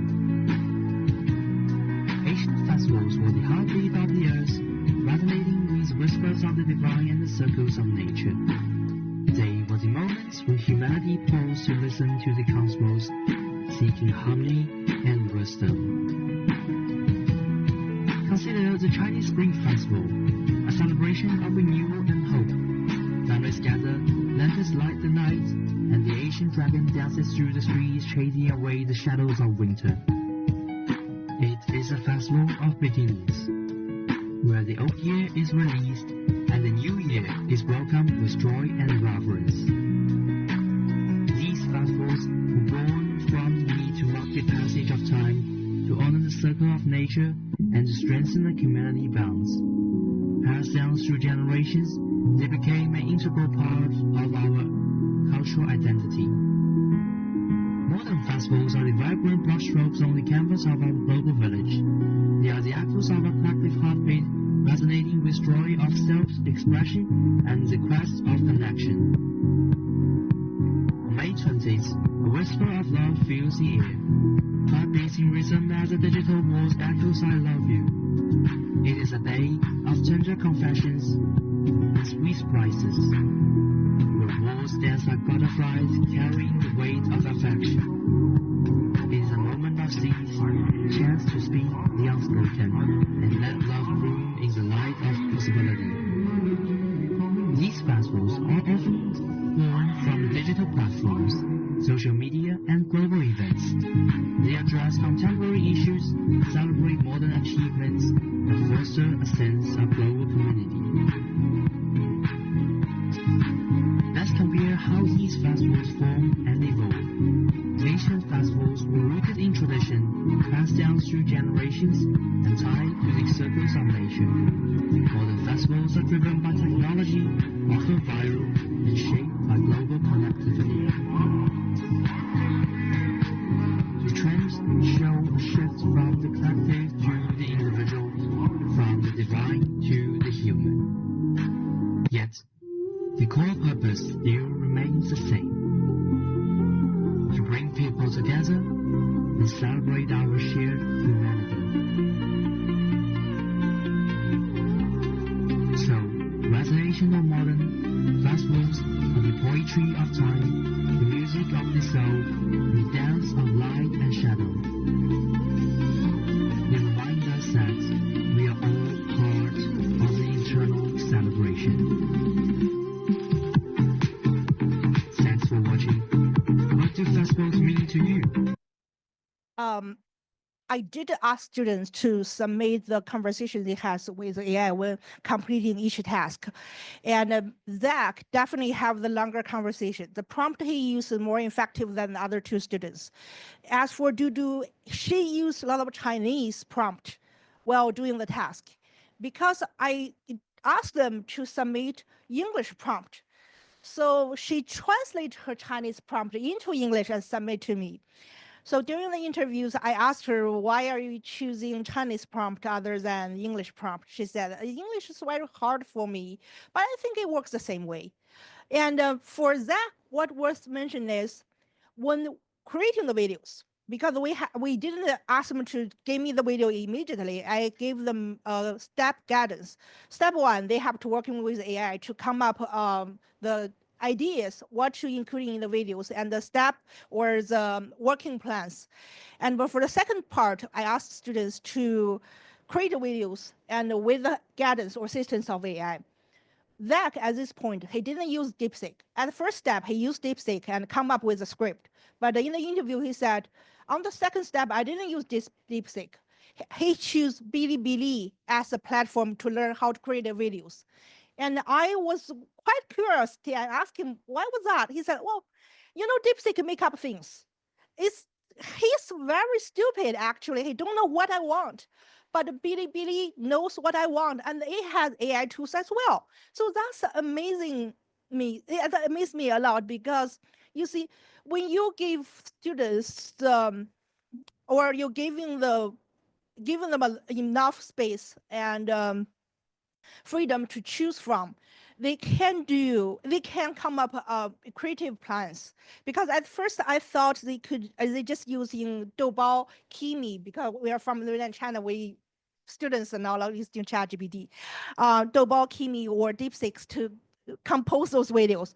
No, that use Bilibili, and for Matthew, he used DeepSeek to come up with script. And the one thing to mention is his oral English is not very good, but in the video, he's accurate very clearly. I asked, what did you do? He said, oh, after I compose this script with AI, I ask Youdao to read it aloud for me, and I repeat one sentence by a sentence, and after several times, I'm able to record myself in the videos. See how amazing those first-year students are, and they are STEM students. None of them are from English majors. So I think that through different tasks, you can see how people's multimodal literacies were improving, and only through hands-on experience. I'm not saying that explaining or teaching are not effective. I think nowadays teachers should decrease the amount of teaching and give them more time to create, interpret, and then scaffold during steps. And that's I got from that. But after I finish the coding the data from 2025, I probably will let you know what the whole picture is, how they're gonna evolve through all 6 tasks. Thank you.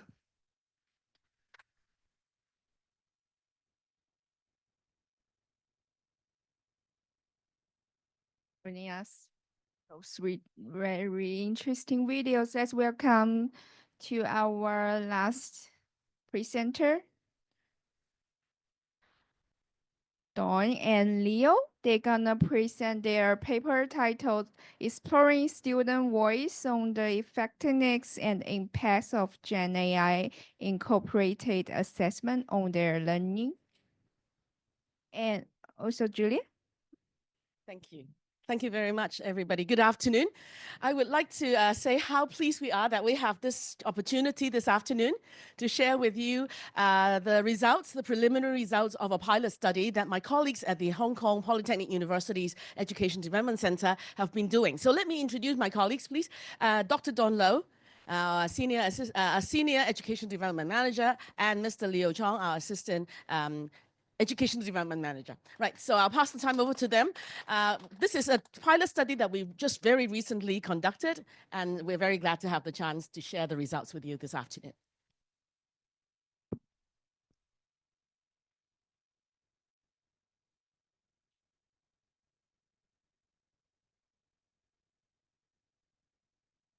Thank you, Julia, and thank you, the panel chairs.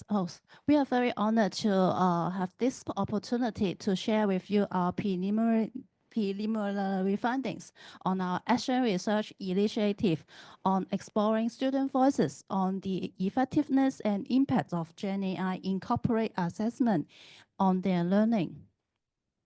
So this is a brief outline of our presentations today. First, I will cover the background, methodology, and some of the results and findings regarding student usage of GenAI in assessment, their perceived benefit and challenge. And then Leo will talk more about the suggestions from students on improving assessment design, and also discuss and summarize the finding in light of three major areas, namely GenAI in assessment paradox, insights into effective assessment design, and the importance of attending student voices. So let's move to the background first.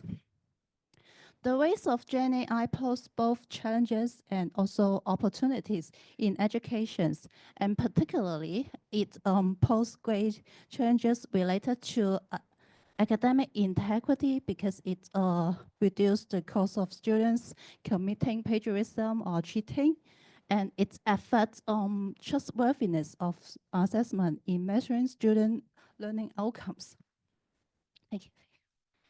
So to address these challenges, our university takes a proactive approach. It encourages our teachers and students to embrace GenAI as a normal part of our teaching, learning, and also assessment.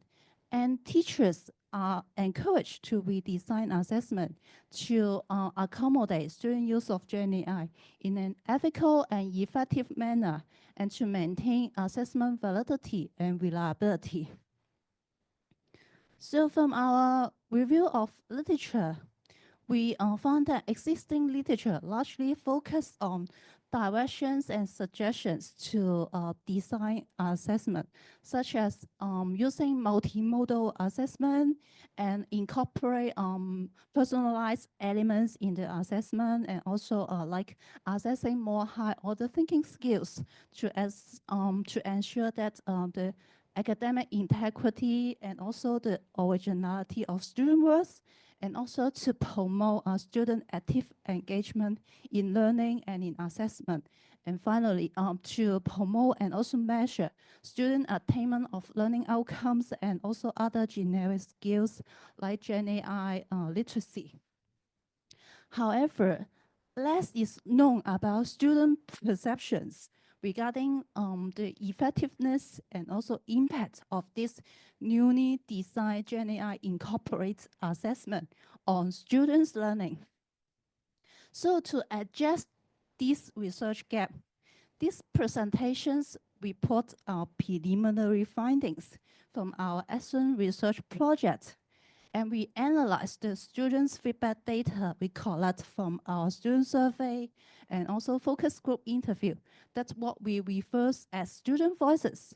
And for the significance of this study, we hope this study contributes to existing literature by offering insights into student perceived effectiveness, their perceived benefit, challenge, and offer some potential strategies for improving assessment design.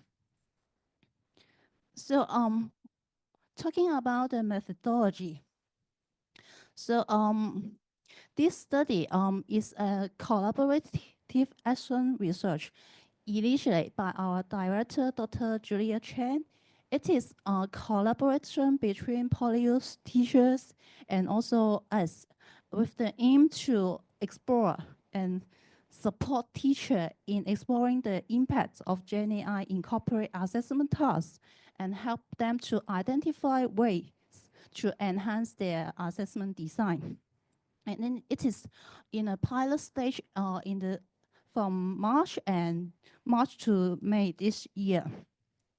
And we are very honored to have the support from 6 PolyU teachers. They are from different disciplines, such as applied science, civil engineering and building services, language teaching, and also hotel and tourism management. And they taught 8 subjects with over 500 of students enrolled.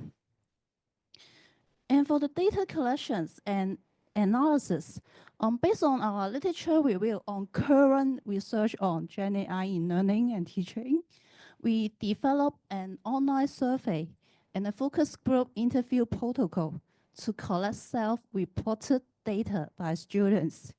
And on these 3 areas, and then we collect, the data collection period was in April to May this year. Near the end of the semester, when all the students completed and submit their assessment tasks. So for the online survey, it was subject-based. We have some questions common to all these subjects, and also some specific subject-specific item to cater the needs of our collaborating teachers. So overall, we collect a response from 119 students from 7 subjects. And for the focus group interview, we have conducted 4 semi-structured focus group interview with 16 students across 5 subjects. And for data treatment, it was very standard. So we clean and merge the individual subject surveys data and conduct descriptive statistics. And for the focus group interview, the recording was transcribed by our project staff with support from GenAI tools. And then thematic analysis was conducted to identify common theme or patterns. So let's move to the more interesting part, the findings. So first, we will talk about the usage of students in using GenAI in their assessment. So the survey participant, you can see over 90% of survey participants indicate that they use GenAI tools in completing the assessment tasks. And the most commonly used GenAI tools was chatbots like ChatGPT, DeepSeek, and Copilot. And the second popular one was research-related GenAI tools like sites provided by our library and also survey websites, etc. And how often or for what they use the GenAI tools in completing the assessment tasks. The top three common use were for brainstorming and generating ideas, for summarizing information, and also for writing or proofreading and editing. And our focus group findings also support this finding and also reveal some common pattern in student usage of GenAI tools. For example, for brainstorming and generating ideas, students will ask the GenAI to give them some ideas, particular for those topics that are new to them or they got started. And for summarizing information, some students share with us that they will use the GenAI tool to summarize the lecture notes from their teachers so that they can get a more general idea very quickly, and then they will get deep to the content. And for this slide, we tap into how some more details way of how students use the GenAI to complete the assessment task. So which is we think which is a very good sign that over 70% of students say that they agree or strongly agree that they always uphold academic integrity or honesty when using GenAI tools. And then over 60% of students say that they can evaluate the functionality and limitation of GenAI tools.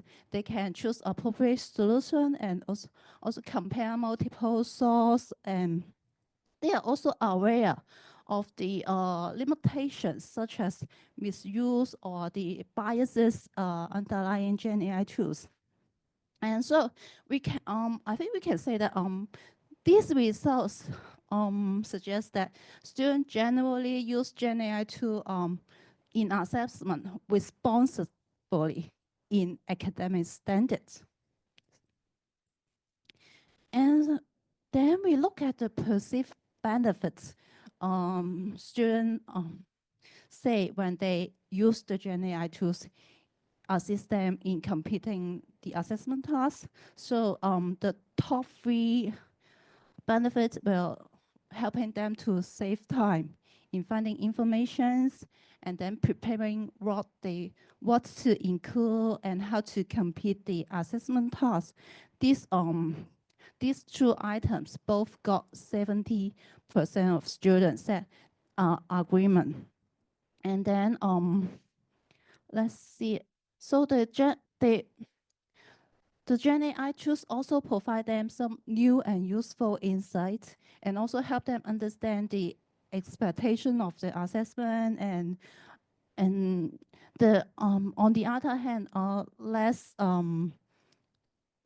or the lowest weight items by student was obtaining immediately and personalized feedback for improving their assessment tasks.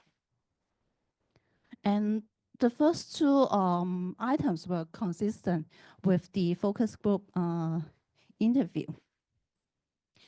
And this one is about the impact of the GenAI expected assessment on student learnings.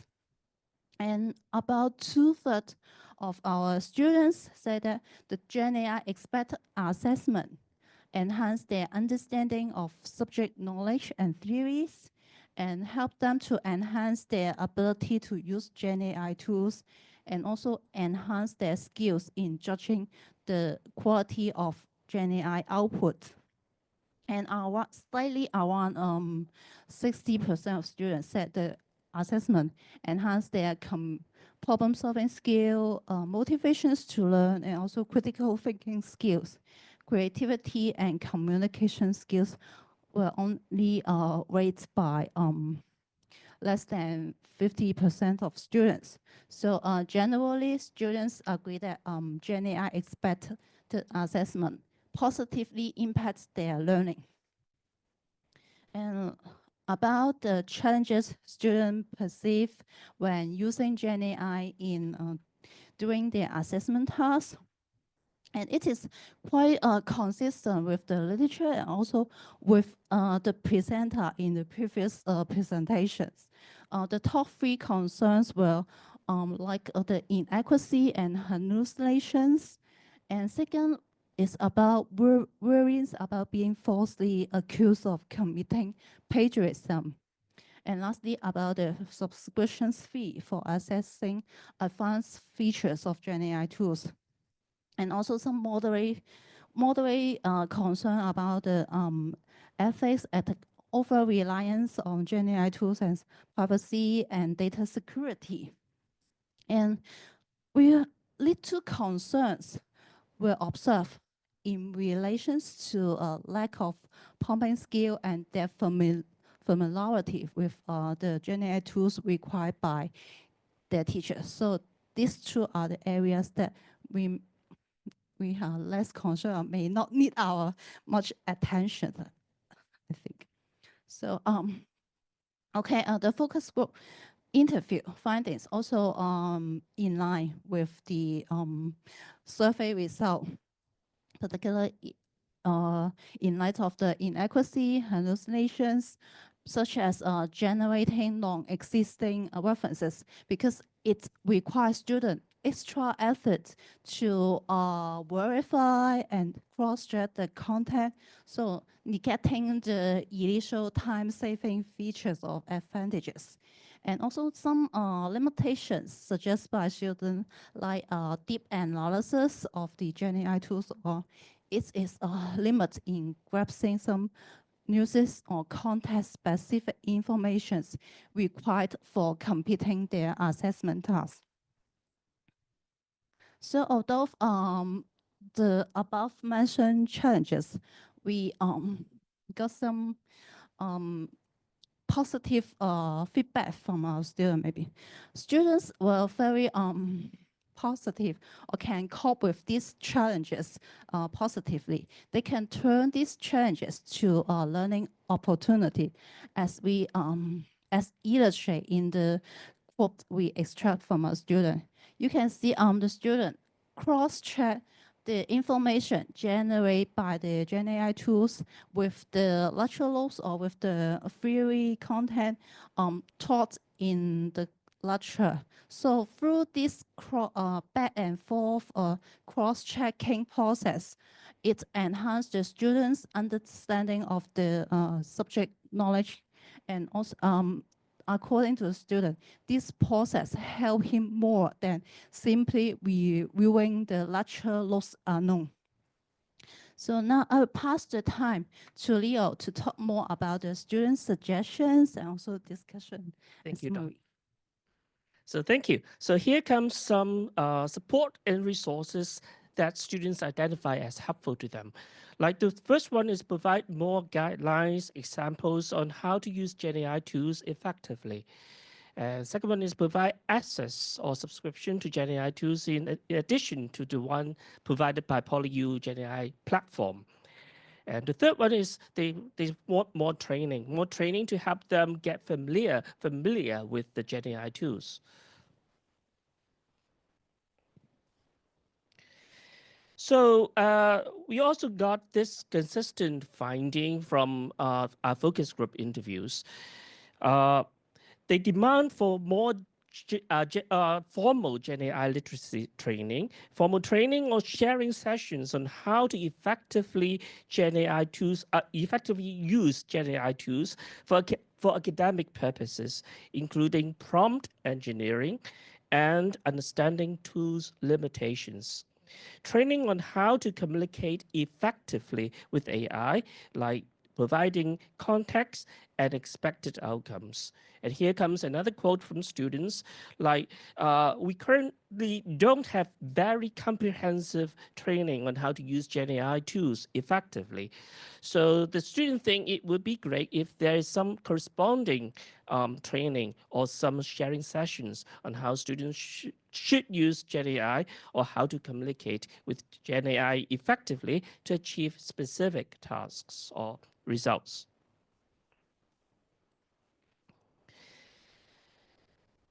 So also continue to, students also want to continue to ask teachers to continue to design assessments that require students to evaluate and verify information. Case studies are good for this purpose. And introduce more diverse assessment types beyond text-based assessment, such as more calculation-based problems or the multimodal assessment presented by the previous two presenters. And also maintain personalization in assessment, such as require students to draw on their own experiences or specific non-public information. Students were generally positive about the integration of GenAI tools in their assessments. Around 60% agree or strongly agree that these assessments provided them with opportunities to apply their academic learning to real-world problem solving or solutions. And the assessment questions or problems were relevant to their future work. They preferred using GenAI tools to assist the completion of assessment tasks in the subjects, and that's up to 58.8%. Designing assessments with specific scenarios or case studies made it difficult or impossible for students to simply copy and paste answers from output generated by AI. As noted by students from a building service subject, you can't just copy the assessment scenario set by the teacher to AI. You can't just directly ask AI. AI simply can't give you a good answer, and this assessment design is already sufficient. And he's referring to the assessment that his teachers gave him. So instead, students were required to apply concepts to specific real-world or company-specific situations where compelled understanding beyond general GenAI output. So here's another quote from student. In fact, GenAI only provide general answers, but not deep ones, meaning they can't be applied to actual situations. Asking students to draw on their own workplace experiences or unique personal experiences was seen as a good design features to students, as illustrated by the students' quotes here.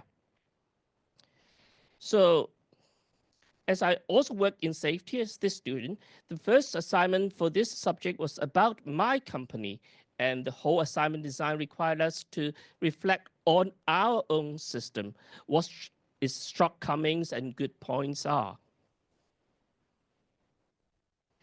Effective design showed students to allow students to use GenAI for tasks like writing refinement or brainstorming, while simultaneously ensuring academic integrity and requiring deep engagement with the subject matter and application of concepts themselves. Here comes our discussion sections. From our study, we find some unanticipated benefits that students identified when they used GenAI to complete their assessment tasks. Students unexpectedly find the process of evaluating and counter-checking GenAI's often incorrect and superficial output against lecture materials or notes help deepen their understanding of concepts. Because GenAI often provided inaccurate outputs, the necessity to identify these errors and compare them with the correct course materials make the correct concepts more memorable. This counter-checking process unexpectedly improves students' critical evaluation skills. Around 2/3 of students agree that GenAI expected assessment enhanced their skills in judging quality of GenAI output and their understanding of the subject knowledge and theories. Some students view interacting with GenAI as similar to conversing with a study partner, where quick responses, even if wrong, stimulates their thinking and help them learn faster.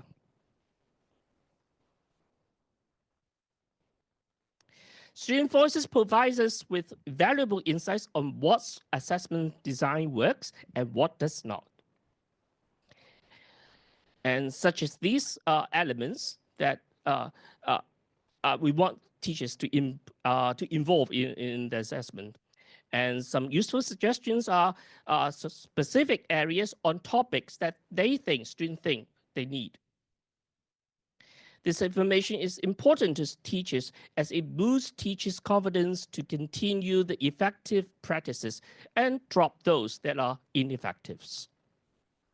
Teachers' feedback is important to student learning, so do student feedback. Student voices are very important for teachers in enhancing teaching, learning, and assessments. Here comes some limitations and future work. So our study right now is a pilot stage. We have only a very small sample size, and the response rate isn't very impressive. And for the focus group, we use a convenient sampling method that may involve some biases and self-reported data rather than objective tested or assessed impacts. For future work, we plan to expand the Action Research Initiative to more diverse disciplines and subject nature, and conduct further analysis to explore disciplinary differences correlation with GenAI use and academic performance. So in summary,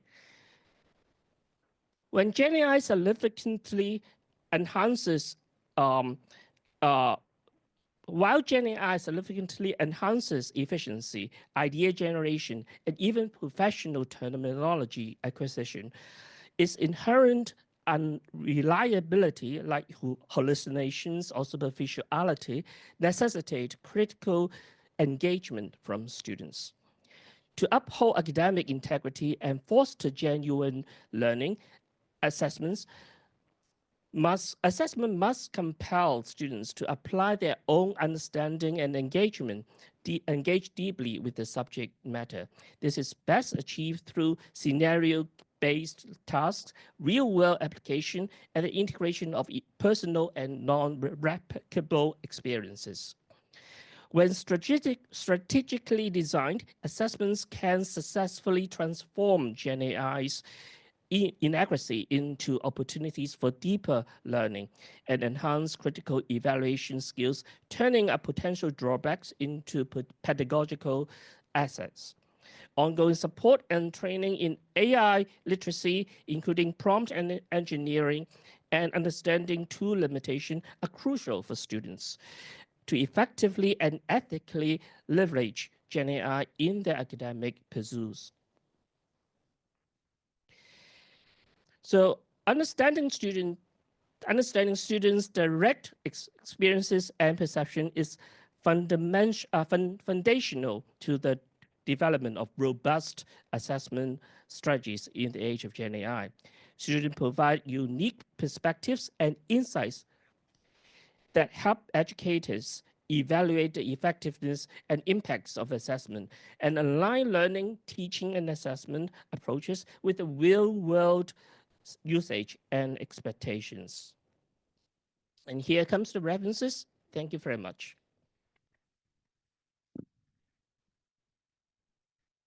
Thank you very much for your insightful presentation. Any question?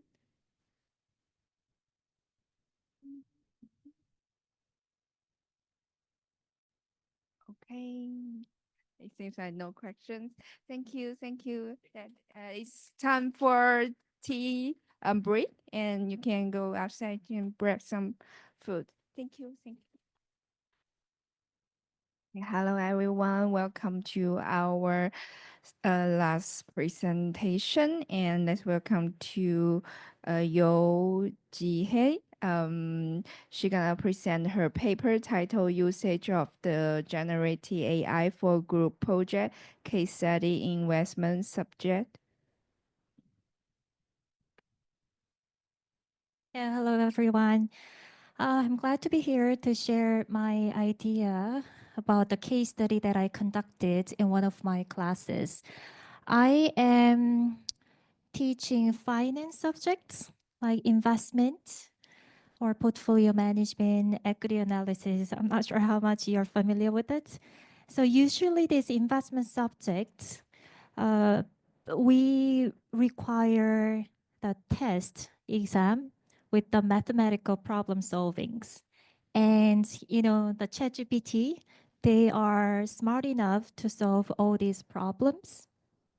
So I find that for these individual assignments or the group project, it's no longer effective for students to have this mathematical problem solving as an assignment because they just, you know, copy and paste and then they will get all perfect answers.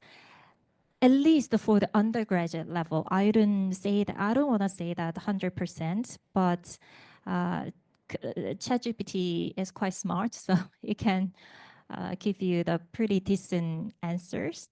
So this one is a case study about the group project. So the group project, students they are given some task to solve together, and I told them to use the AI as much as they want. Okay, to start with, I just want to show you this. Probably if you are teaching in this school, you may be familiar with this. This is also one of the business school the courses that I taught, which is called the ESG management. There I gave the essay assignment to students. And this snapshot shows the percentage of the plagiarism of each essay. So in this case, you can see the 15%. Yeah, so that means that this essay has a 15% the similarity with some other sources. I mean, our school no longer uses it, but we tend to have an AI detector here too. So AI detector can detect how much of this essay are suspected to be written in AI, generative AI. And last year, I find that over 60% of the students were using this AI. They are suspected. Yeah, these essays are suspected to be written by generative AI in some parts, and more than 20% of the students are suspected to use the generative AI in their essay more than like 20% of the portion, so which is pretty high. So using the, even though we had the very clear guideline in our teaching plan and the assignment guideline saying that extensive copy pasting from AI generated content is considered plagiarism, but I find that students are still using it. So we, as you all know, we cannot prohibit students from using the AI. But why, as an educator, why do we don't want the students to use it? Because we think the students many of the students just copy and paste without understanding the context. That's the least thing that we want for our students, because we are good educators, right? So yeah, there's a disparity in this effective usage of the AI. So we need the adaptation in assignments. So here comes the research question to me. All right, if we cannot prohibit the students from using the AI, and in some part, as we all agree, AI in some part is very useful, like the idea generation at first or checking the grammars, then how would the students' work be? How would the students' the final work look if AI usage is fully accepted?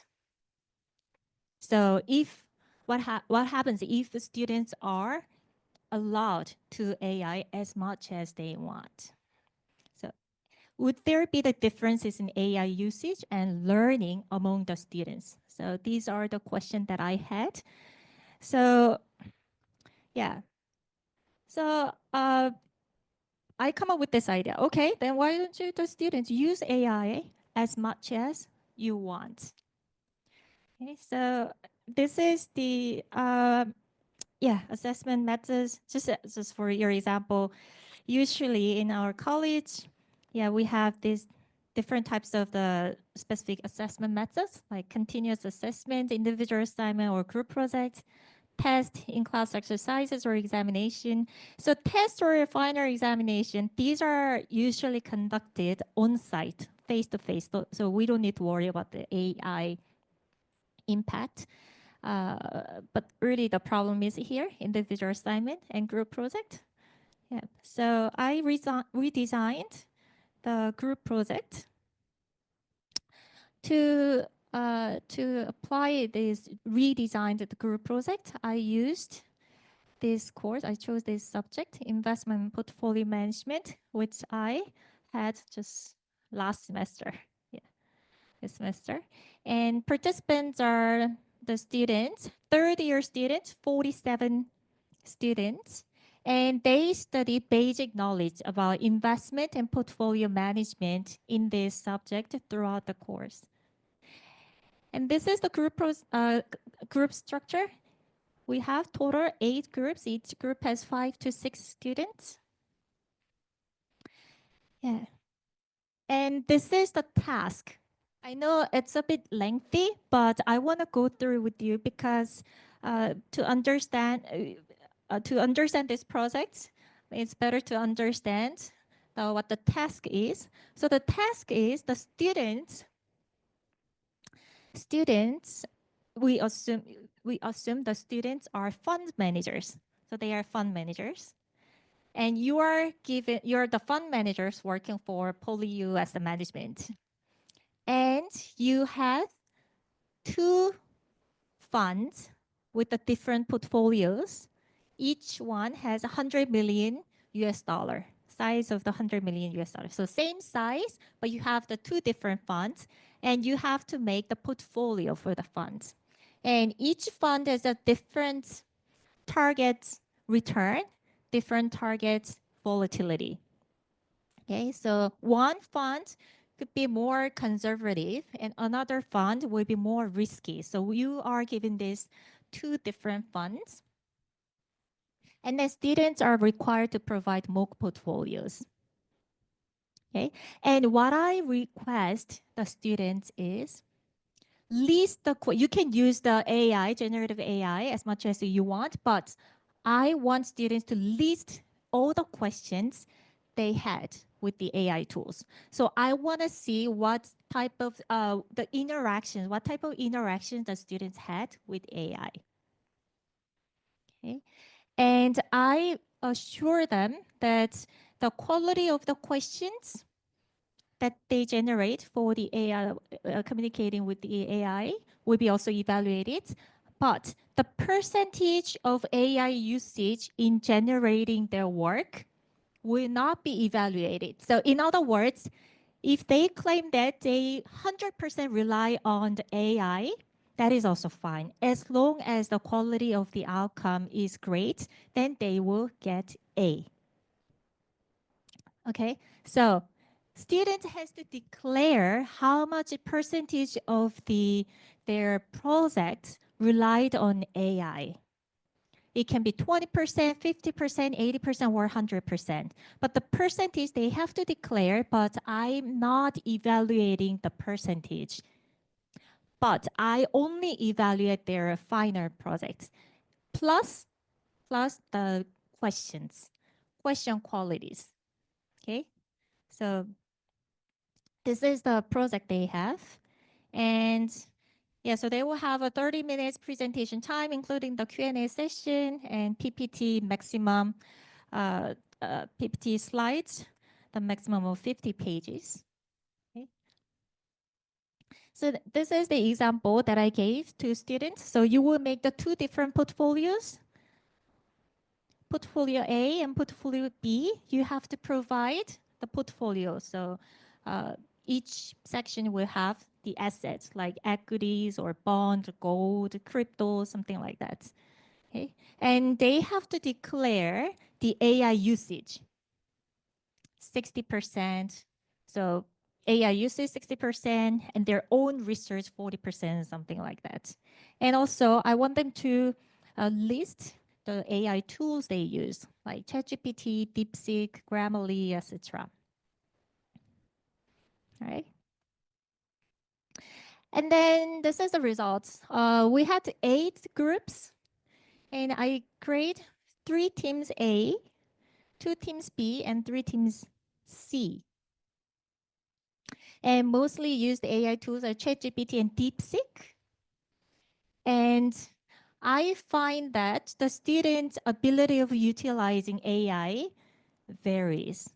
There is a pretty big differences of the quality of their output. Even though they are free to use AI 100%, but the quality was very different. And the quality difference is coming from the fundamental knowledge or the foundational knowledge that they have about investment and portfolio analysis. So students cannot ask effective questions to get the most efficient answer. So it was quite obvious that I want to share with you.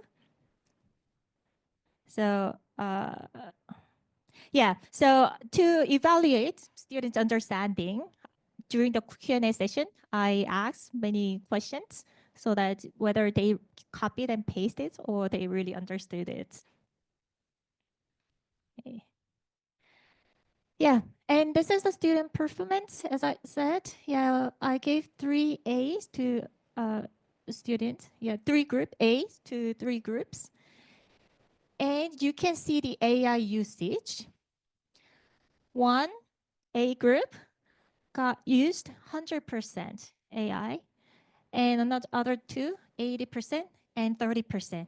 And the other groups also 80, 70, yeah. So on average, the students reported, declared using AI for about 68%, 68% in their projects. Yeah, so mostly they use ChatGPT, DeepSeek, or Douban, the Chinese. And this team who did rely on AI 100% use the GPT deep research and ChatGPT 04 mini high. So which is like, the one that you have to pay like $200 per month, $200 US dollar, right? So yeah, so I want to show you their group work. This is the question. One of the three A groups made to make their the group project.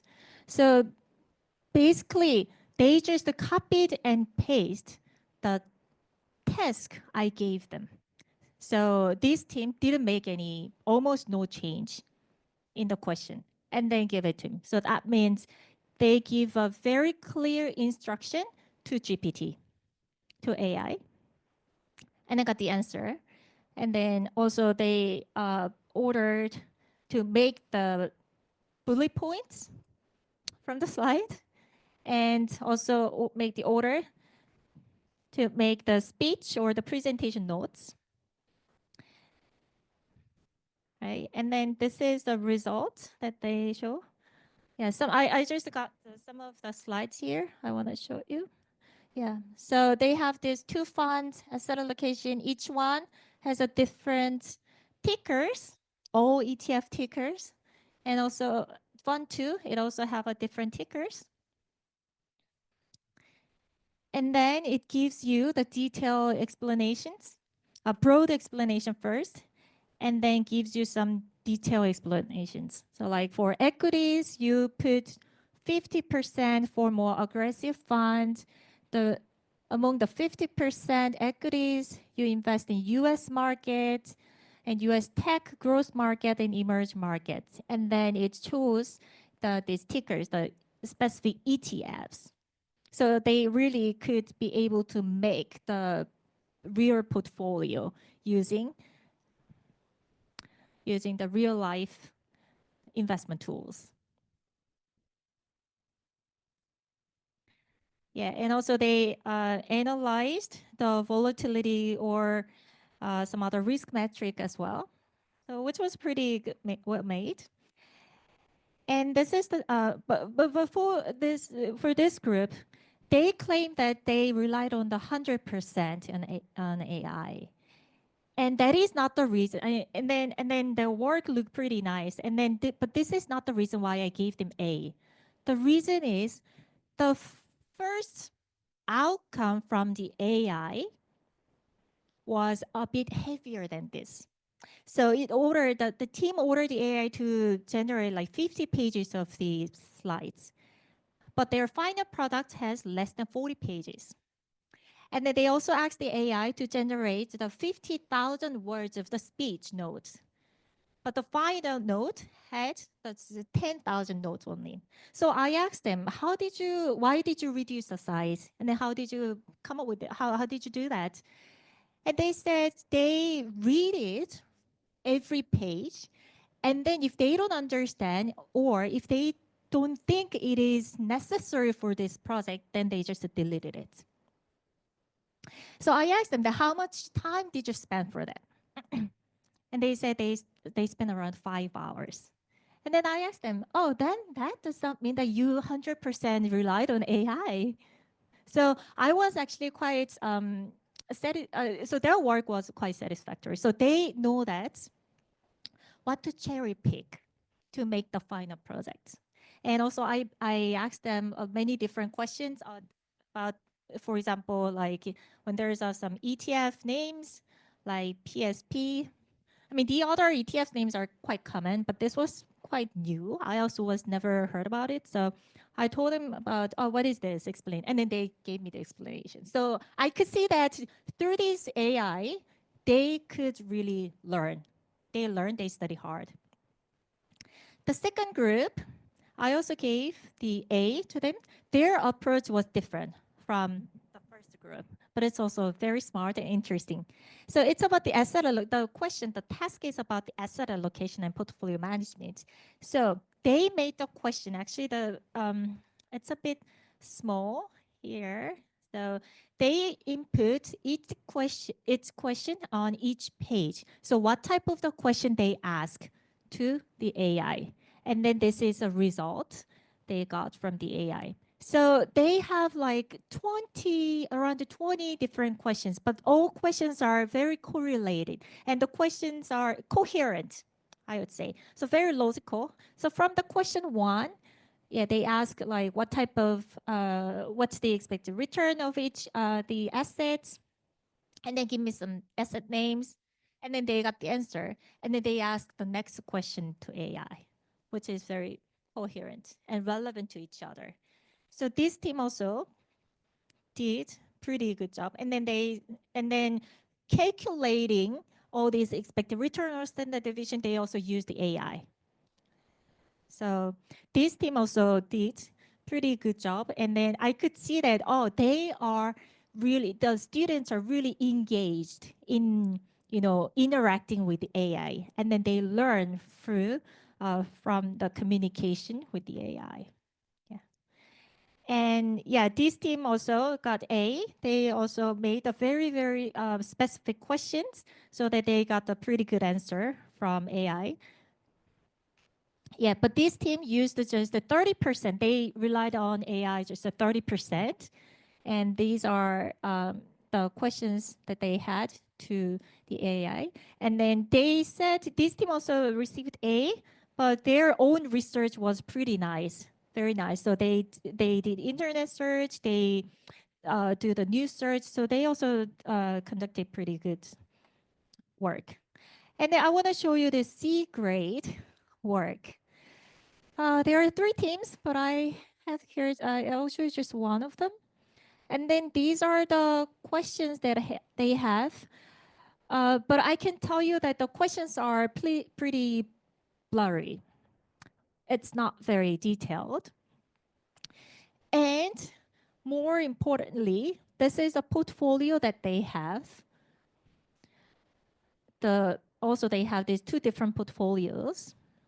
And if you look at the names, so let me just tell you. So for example, the TQQQ, you can see it here. So TQQQ here. It's a very risky name, high risky name. So I was very surprised. How come these students know these names, SPXL or TQQ? These are the ETF, the tickers. So I asked them, how did you know these names? We asked it to AI, ChatGPT or DeepSeek, and they give me these names. So I was like, oh my God, but I don't think we have to put it in this type of the portfolio because these are very risky. And it's only tailored for the short-term trading, not for the long-term investors. So, but they don't know because they do not understand the knowledge. So they could not ask the proper questions. At the same time, they do not really understand what the AI gives to them. So there is really differences between this information digestion. Okay. And this is also the interesting result. I calculated the average score of the midterm test, which is this the orange midterm test, and the final exam test for each group. So this A is the group, the students who received A from the group project, and that their midterm test and final test is much higher than the other groups. Okay, the lines are the average. Okay, so again, still we can see that a better understanding of the subject can enhance their usage or ability to utilize AI effectively. And I also got some student feedback. I asked for feedbacks from students about this group project. And they said AI can perform pretty good way for the data statistics and mathematical processings. However, and also it's good for opening the new investment ideas. and to learn some knowledge, but it cannot make the decision for us. Why? Yes, because at the end of the day, humans, we have to make the final decision. Okay. Yeah, so concluding. Yeah, for the conclusion. Yeah. So generative AI enhances learning, but requires foundational knowledge. And using the AI for 100% is not plausible for quality work, as you could also see. So human input to complete the task is necessary. And I find that students' active learning through discussions are necessary. So especially this group projects, I really try to ask many questions to them to see whether they really understand. That's so the Q&A session or the oral test is important to evaluate the students' understanding. And I find that this student learning gap widens depending on their fundamental knowledge and the capability of obtaining knowledge through AI. So I feel that smart people can be even smarter by using the generative AI. All right, yeah, that's all for my presentation. If there's any questions, then I would love to get. Yeah, thank you. Yes. Thank you, thank you. Yes.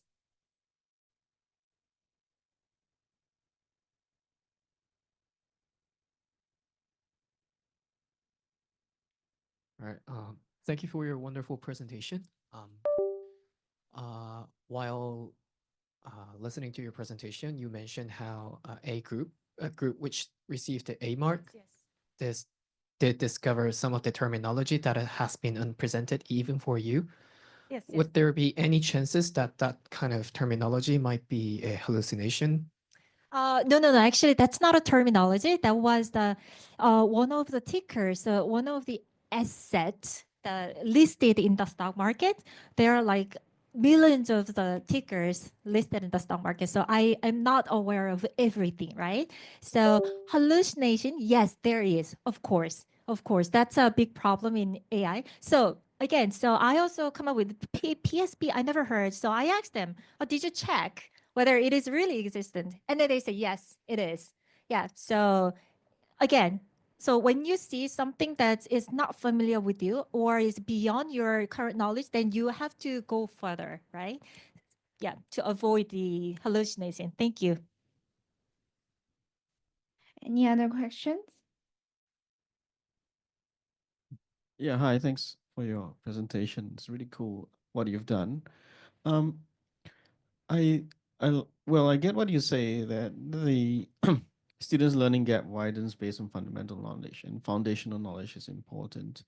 Do you see a way to design the pedagogy such that you actually use it to build foundational knowledge? So maybe like students realize that they're just doing quite crappy work with generative AI because their foundational knowledge is poor. And so they sort of try and use generative AI or other strategies to actually build their own foundational knowledge to catch up with the rest. Yeah. Yeah, thank you for the question. I think that's what we educators have to do, right? So we have to tell students that what you could be missing if you just rely on AI without the fundamental knowledge. So you really have to make the foundation. Yeah, so basically you still have to work hard. You still have to study hard to be really engaged in this AI era and to effectively use the AI, right? Yeah, okay.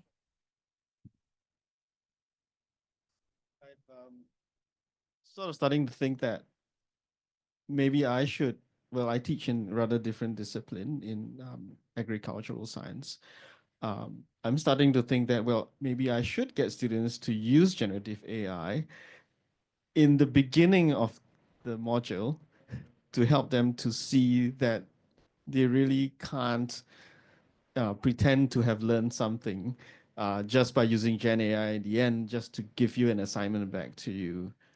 just I think that's a good idea. Yeah, so we have to tell students, yes, they can use AI, but also, at the same time, they have to, study. They really, have to keep up having making the foundations for themselves. Yeah.